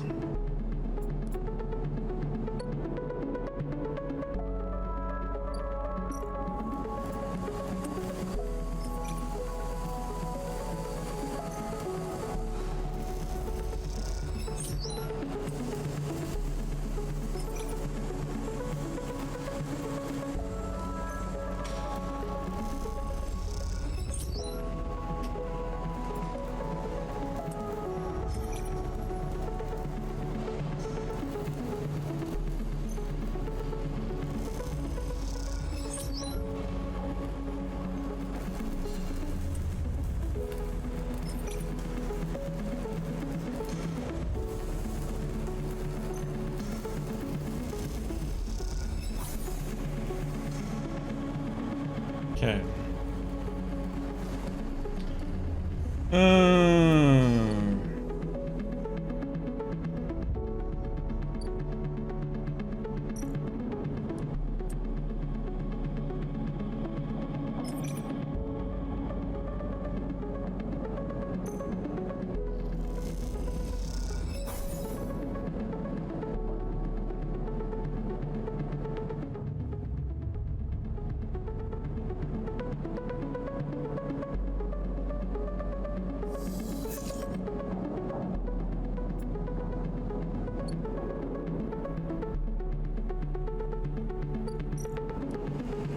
Just gonna make this one as close as we can get.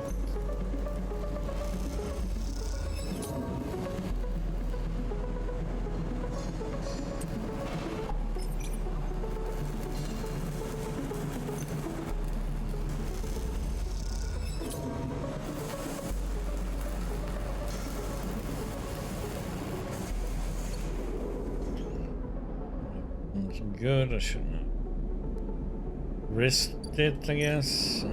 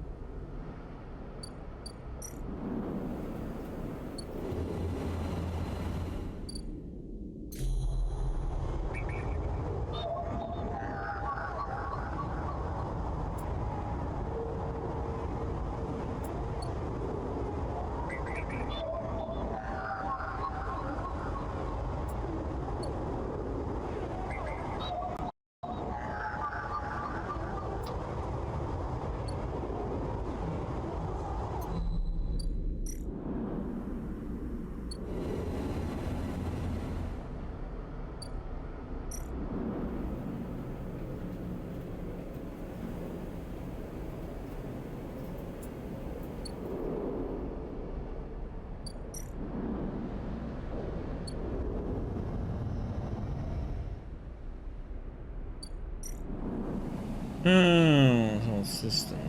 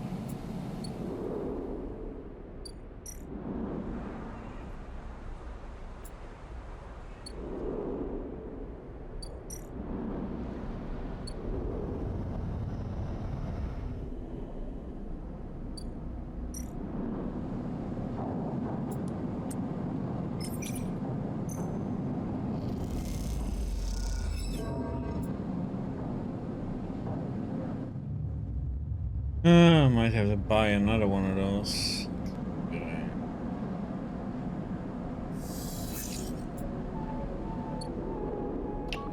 Oh, the shit ones we got.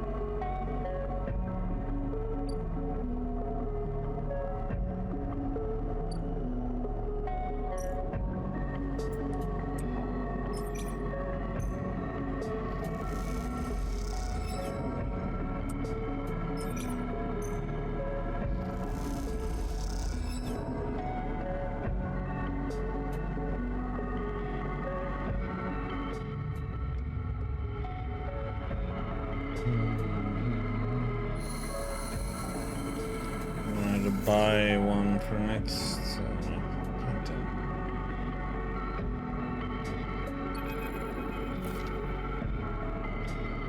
Sleeper! Morris is waiting for you on your way out. How have you been? Surviving? Morris nods. That's a struggle. He glances around. Runs his hand through his hair. I've been meaning to ask you, Sleeper. What's it like? Pauses suddenly unsure. I mean, you know, what does it feel like? To be a sleeper?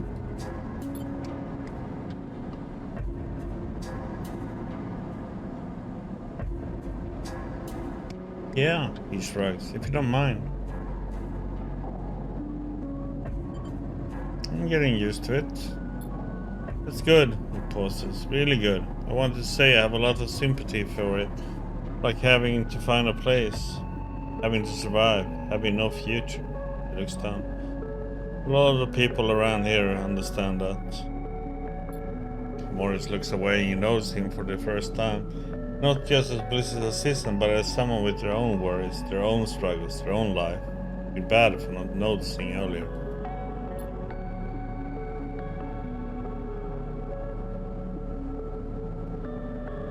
Morris looks back at you. Anyway, got a message for you. Please send me down. They scored another contract and she needs your help. What's the message, he pauses. Look, I know last time the payment didn't come through. You did good work. Police knows that. No problem. Hey then, he pauses again. She's doing her best, you know. I know. You know, see you up there. Morris turns and strides off, leaving you in the corridor. Time to help Bliss, and maybe this time you think yourself it will work out.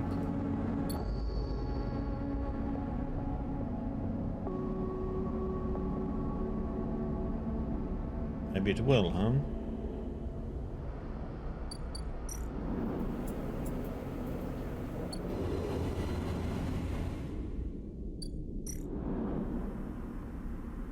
Okay, so now it's a safe one, huh? But it's fragile.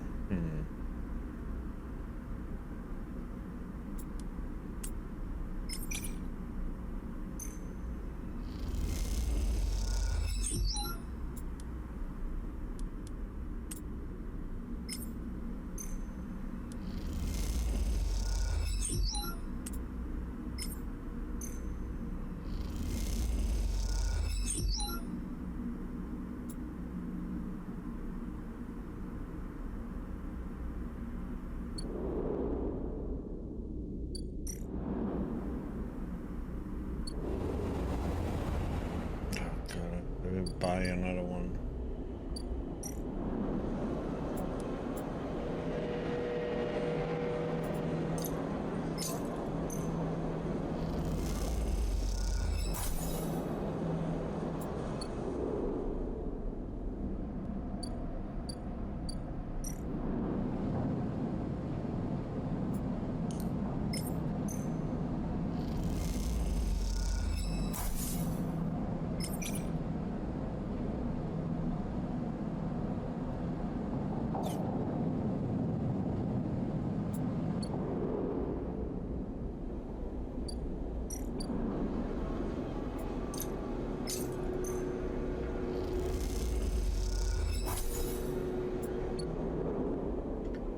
So what happens if we do this now?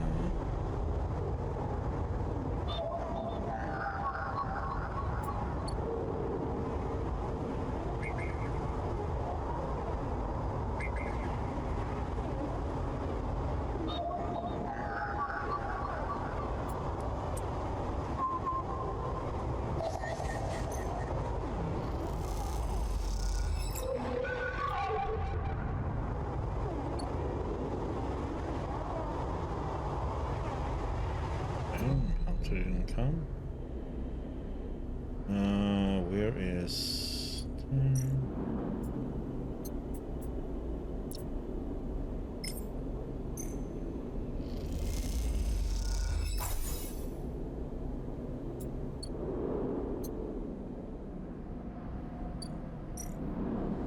I have to be aware of this though, because we have to have to make sure we are ready to just leave before that one fills up.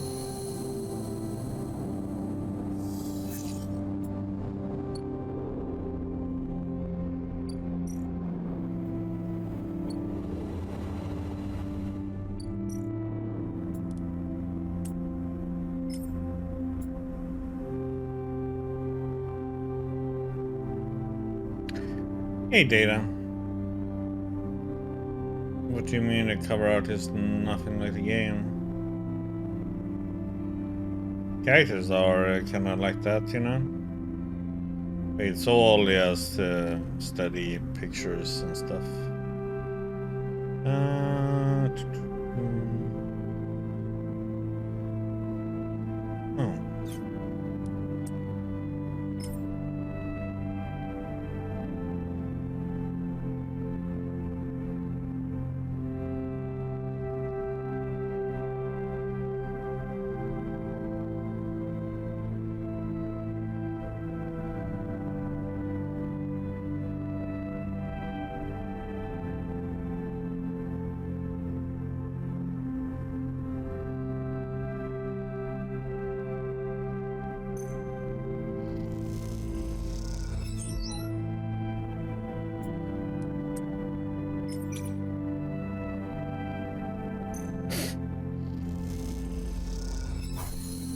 There we go.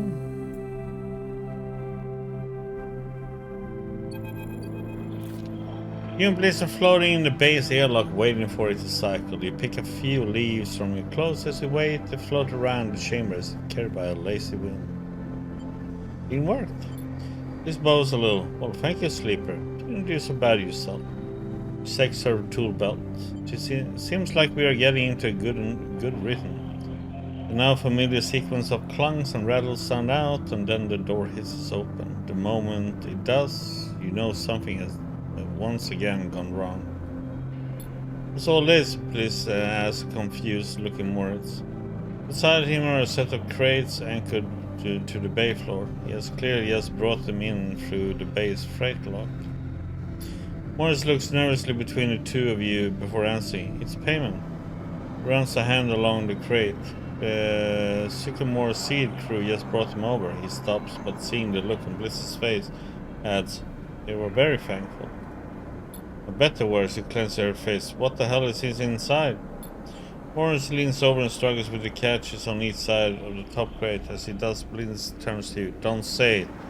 He stares into space. Don't you dare say it. He's silent. Don't. She gives you a hard look. This isn't my fault. Morris finally gets the catches free, and then the lid floats off, drifting up into the bay. It does. A small brown lump floats up with it. Morris reaches out and catches it as it passes him. Is that a mushroom? Bliss finishes. A damn mushroom. They paid us in mushrooms?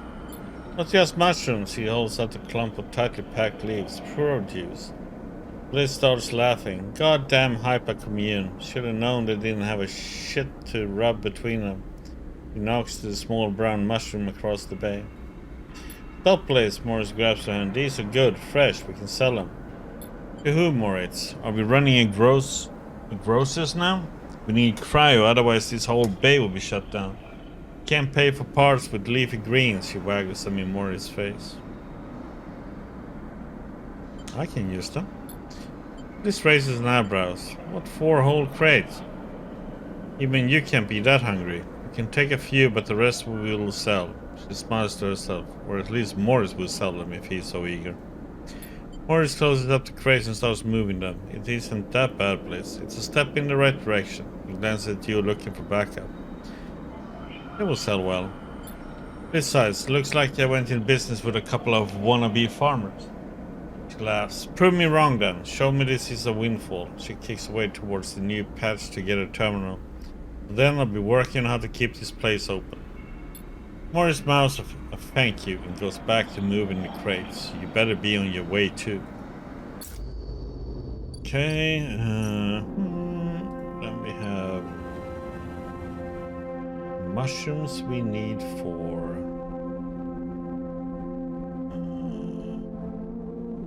this.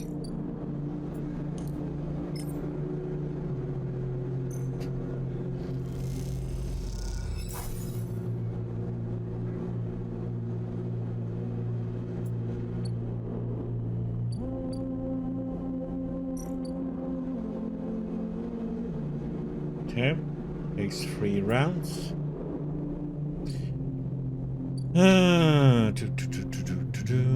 What can we do here?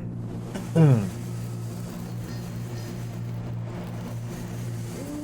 much there.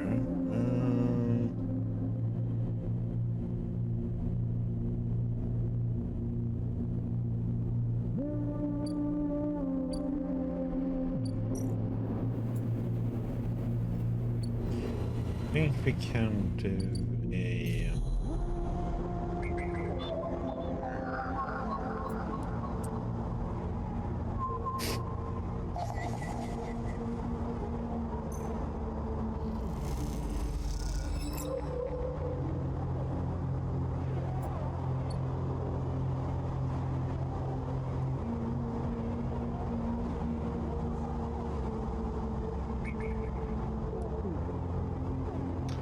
not that I know where the keys are gonna be for, but okay, let's go down.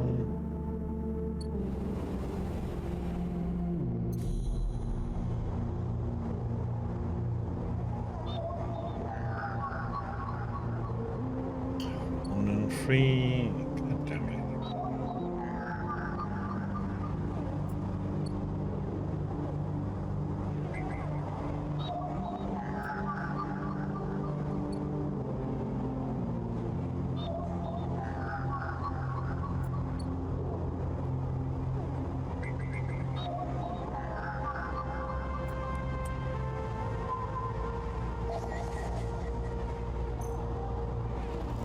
Yet.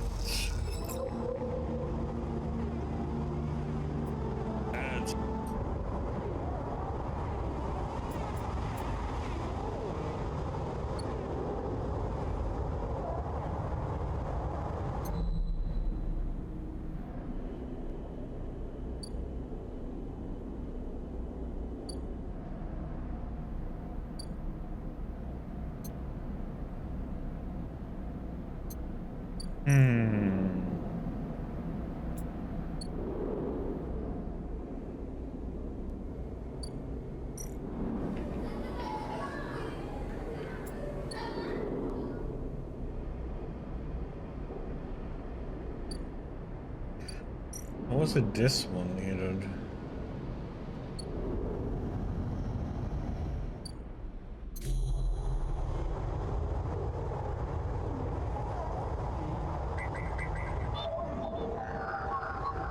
Oh yeah, it needs that weird thing.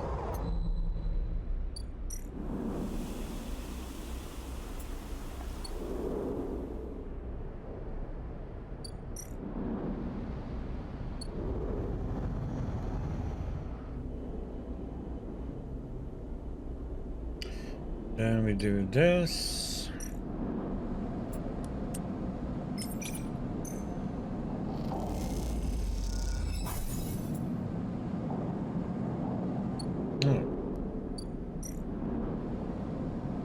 Cycle.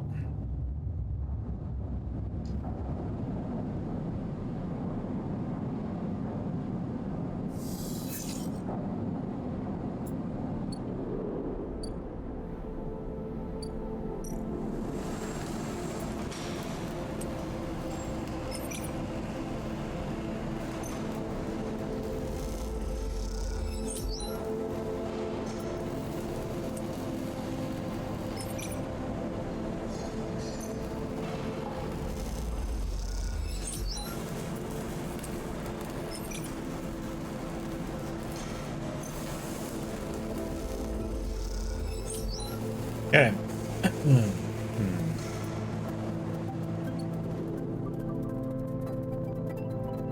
I hope that is that we mean we are ready to go.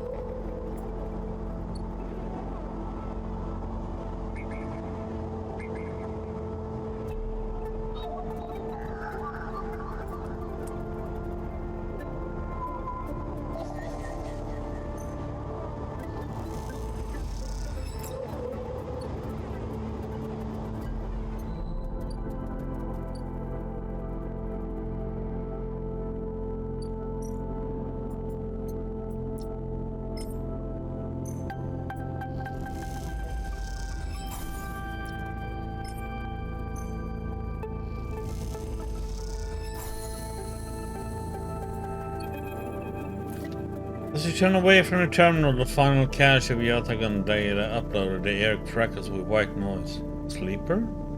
Bean's voice, weaker than before, comes through the haze. Bean? A sigh of relief comes through the layers of noise. The call must be coming in from somewhere on the station. This has to be short. I don't know if Yatagan are monitoring me. The voice is hushed, distant. You try to focus on it. Data you've been bringing in from Yatagan agents. There's something in it I don't understand. A shrill howl rattles through the signal. This data is all gleaned from their implants. Records of integration with their nervous systems, performance analysis, error rates, usage data. I installed many of these implants, and I didn't enable any of this functionality. The The voice dips under the level of the noise, like a swimmer slipping beneath the water. You listen to the waves for a few seconds before Sabine re-emerges. Has to be somehow baked into the wetware's interface. That's not all. The systems compiling this data are connected to some kind of transmissions protocol. It's being broadcast. Wait, what? Every Yatagan enforcer is equipped with black market implants, retinol enhancement, adrenaline boosters, pain suppressors. These implants are gathering data on themselves, on the enforcers' bodies, on their performance. Why? I can't tell. I can promise you these foot soldiers have no idea this is going on. The background tone switches, drop into a grainy rumble. If they knew, I don't imagine they would be happy with the situation. Yatagan could have a mutiny on their hands. They lean toward the terminal, straining to listen to Sabine's faint voice. I need a few cycles to pull this all together, but this might be the information I need to pressure Yannick into releasing my debt. Yannick? He is one of the heads of Yatagan. They pause. It is better you don't know him. Keep it that way. Suddenly a banging echoes through the call. Sabine's voice is suddenly whispered, panicked. I have to go. I'm back in 4 seconds. Then the sharp crack of a disconnect and silence fills the apartment. You step back from the terminal. What does Yatagan have to gain from monitoring its own members? You try to recall what you know about the game, but you have little to go on. Thinking of Toshiro, Sabine's minder, his mirrored teardrop implant set below hard eyes. What data could they have been gathering, and more importantly, where are they sending it? You reflexively rub your forehead trying to think, can you really trust Sabine? How did they come to be Yatagan's doctor in the first place? You think of the kindness, the care, but also that glazed look of recognition that they gave you when they first met you. That look stays in your mind as you slip back out of the apartment, glancing around as you close it up and drift into the corridors of the station, unable to shake the unpleasant sensation of being observed. Okay,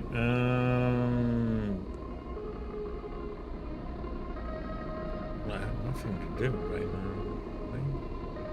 Nope. All we can, let's see, where is...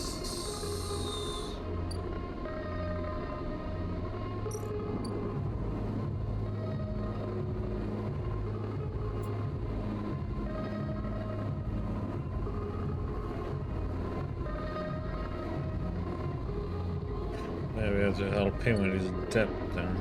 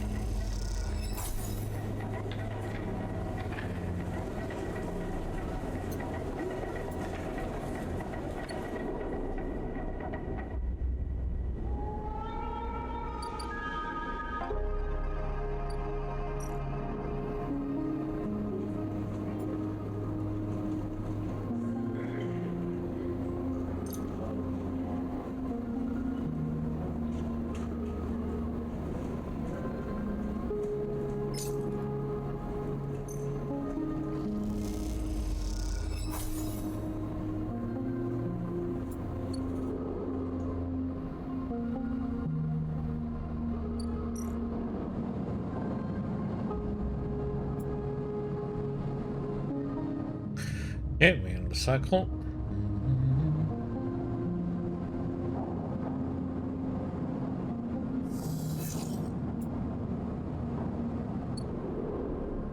Kind of want to see what happens here if I...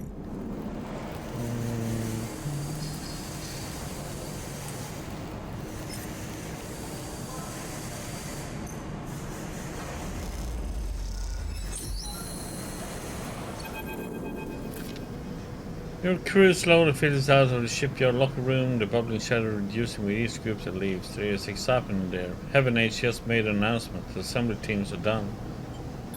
Sat on the locker room bench, you can feel the side reel out there. Its hulky mass now intimately familiar to you. For the past cycles you have watched it grow, be assembled. You have walked through its veins and weathered its bones. Now it's ready for the final stage. You will go to testing now, then enter the final processing of sealing and resealing, checking and rechecking before it is deemed suitable for its generational trip. But for now your work is done. You can help but feel proud. Cough interrupts you, force its Lem, changing out of his work here. Mina nowhere to be seen. He smiles. She'll be ready soon. There's Mina. You two are fast friends, huh? She's being watched at home. Now I'm on the work team. I can afford a bit more help. Corrects himself. What's on the work team, I mean? We are all out of job now, he quickly adds. Not that I'm complaining. Lemcon comes to sit with you on the bench. She's got to be in her best shape when she carries you. Mina and me out of here. But confident. Lem smiles apologetically. Why not? I figure I'm due to a lucky turn by now. He rubs his hands nervously. No use in wondering what if until the draw anyway. There's a few cycles to done. Lem is right, for the odds seems unlikely anyway. How many are working in the shipyard? Hundreds? 1,000? You start to see more faces than you can count pass through. And are the city's foundation even going to keep their promise? Out there on the eye, you get the sense that no one will hold them to it.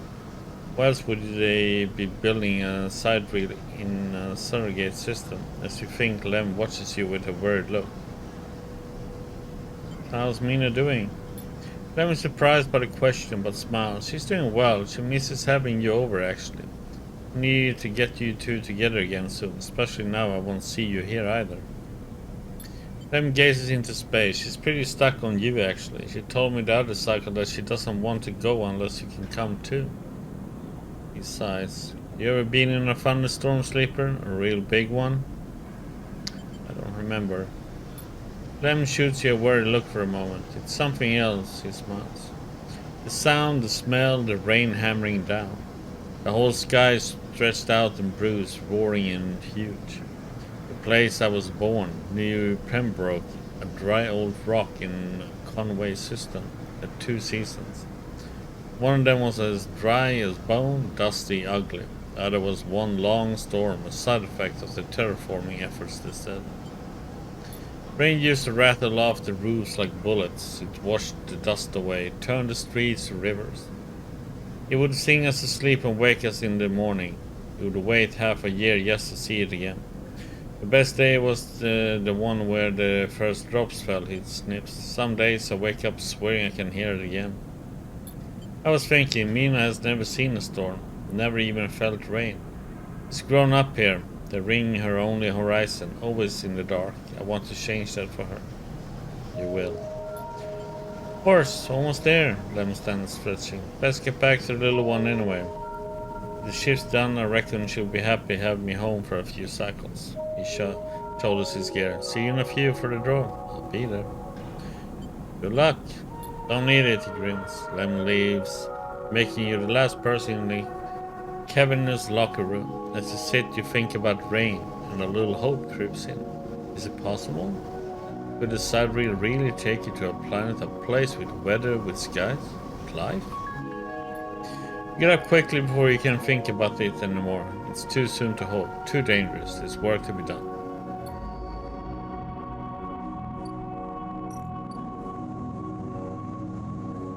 Okay, 3 rounds, and then that happens. Okay.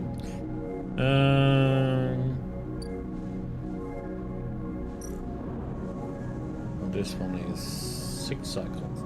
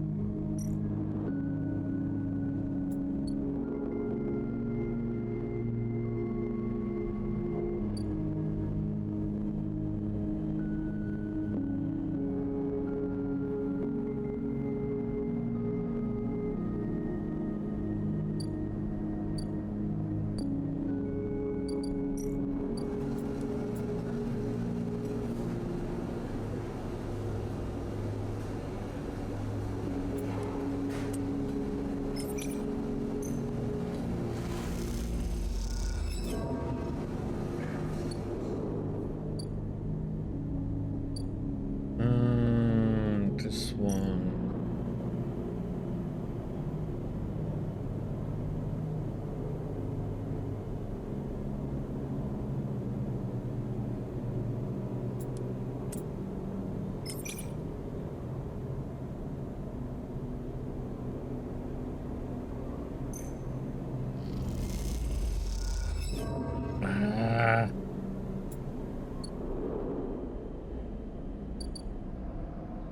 Heard?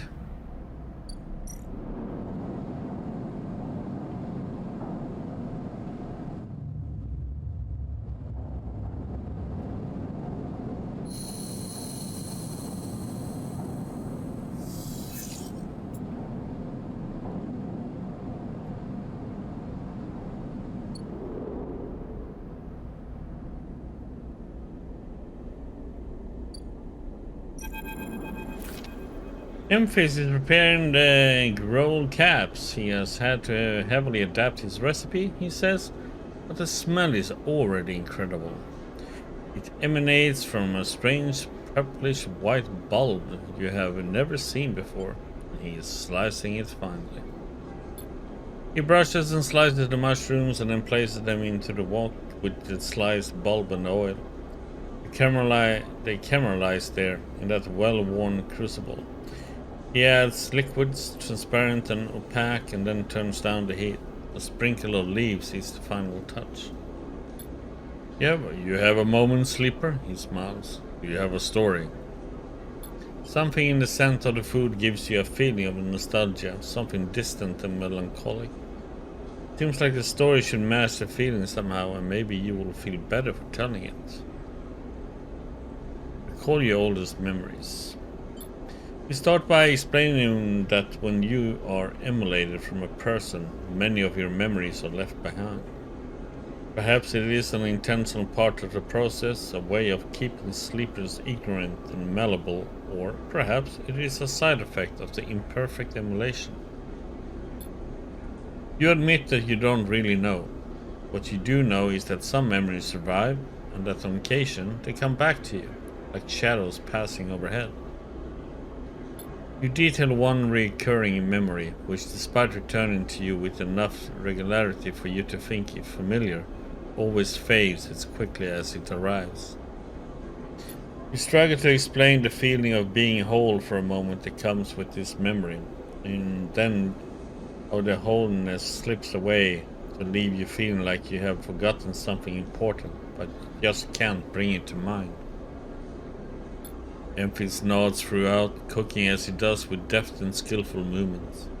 You start to trail off when you realize you can't find the words to explain how the memories you do have feel like both yours and someone else's at the same time, and how that always fills you with a certain sadness. The sadness of remaining forever unknown, even to yourself. Memphis finishes cooking and meets your eye. I'm sorry, sleeper, for your troubles. He puts the wok to one side. I appreciate you sharing with me. He smiles. I hope it lightens you a little. He passes you a bowl and heaps the rolls into it. With yellow color mixing with the pale sauce in whirls and blooms. Eat. The dish is delicious, filling. It warms you as you eat in a way you weren't even sure your body could be warmed. It is a small mercy, you think, that SNARP left you this pleasure. Many of the features of frames are there to simulate human experience, you know that much. Emulated minds cannot be revived, so the need for the embodied experience must be met.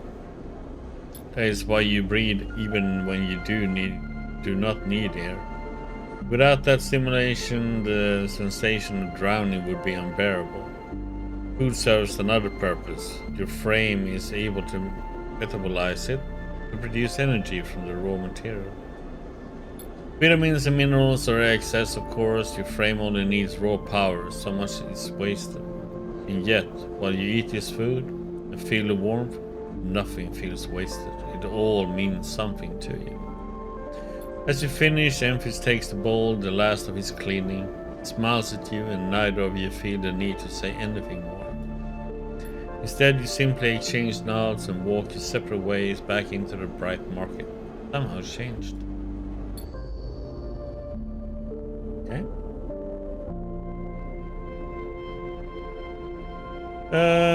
Let's see. We're waiting for that. That's 2 more cycles.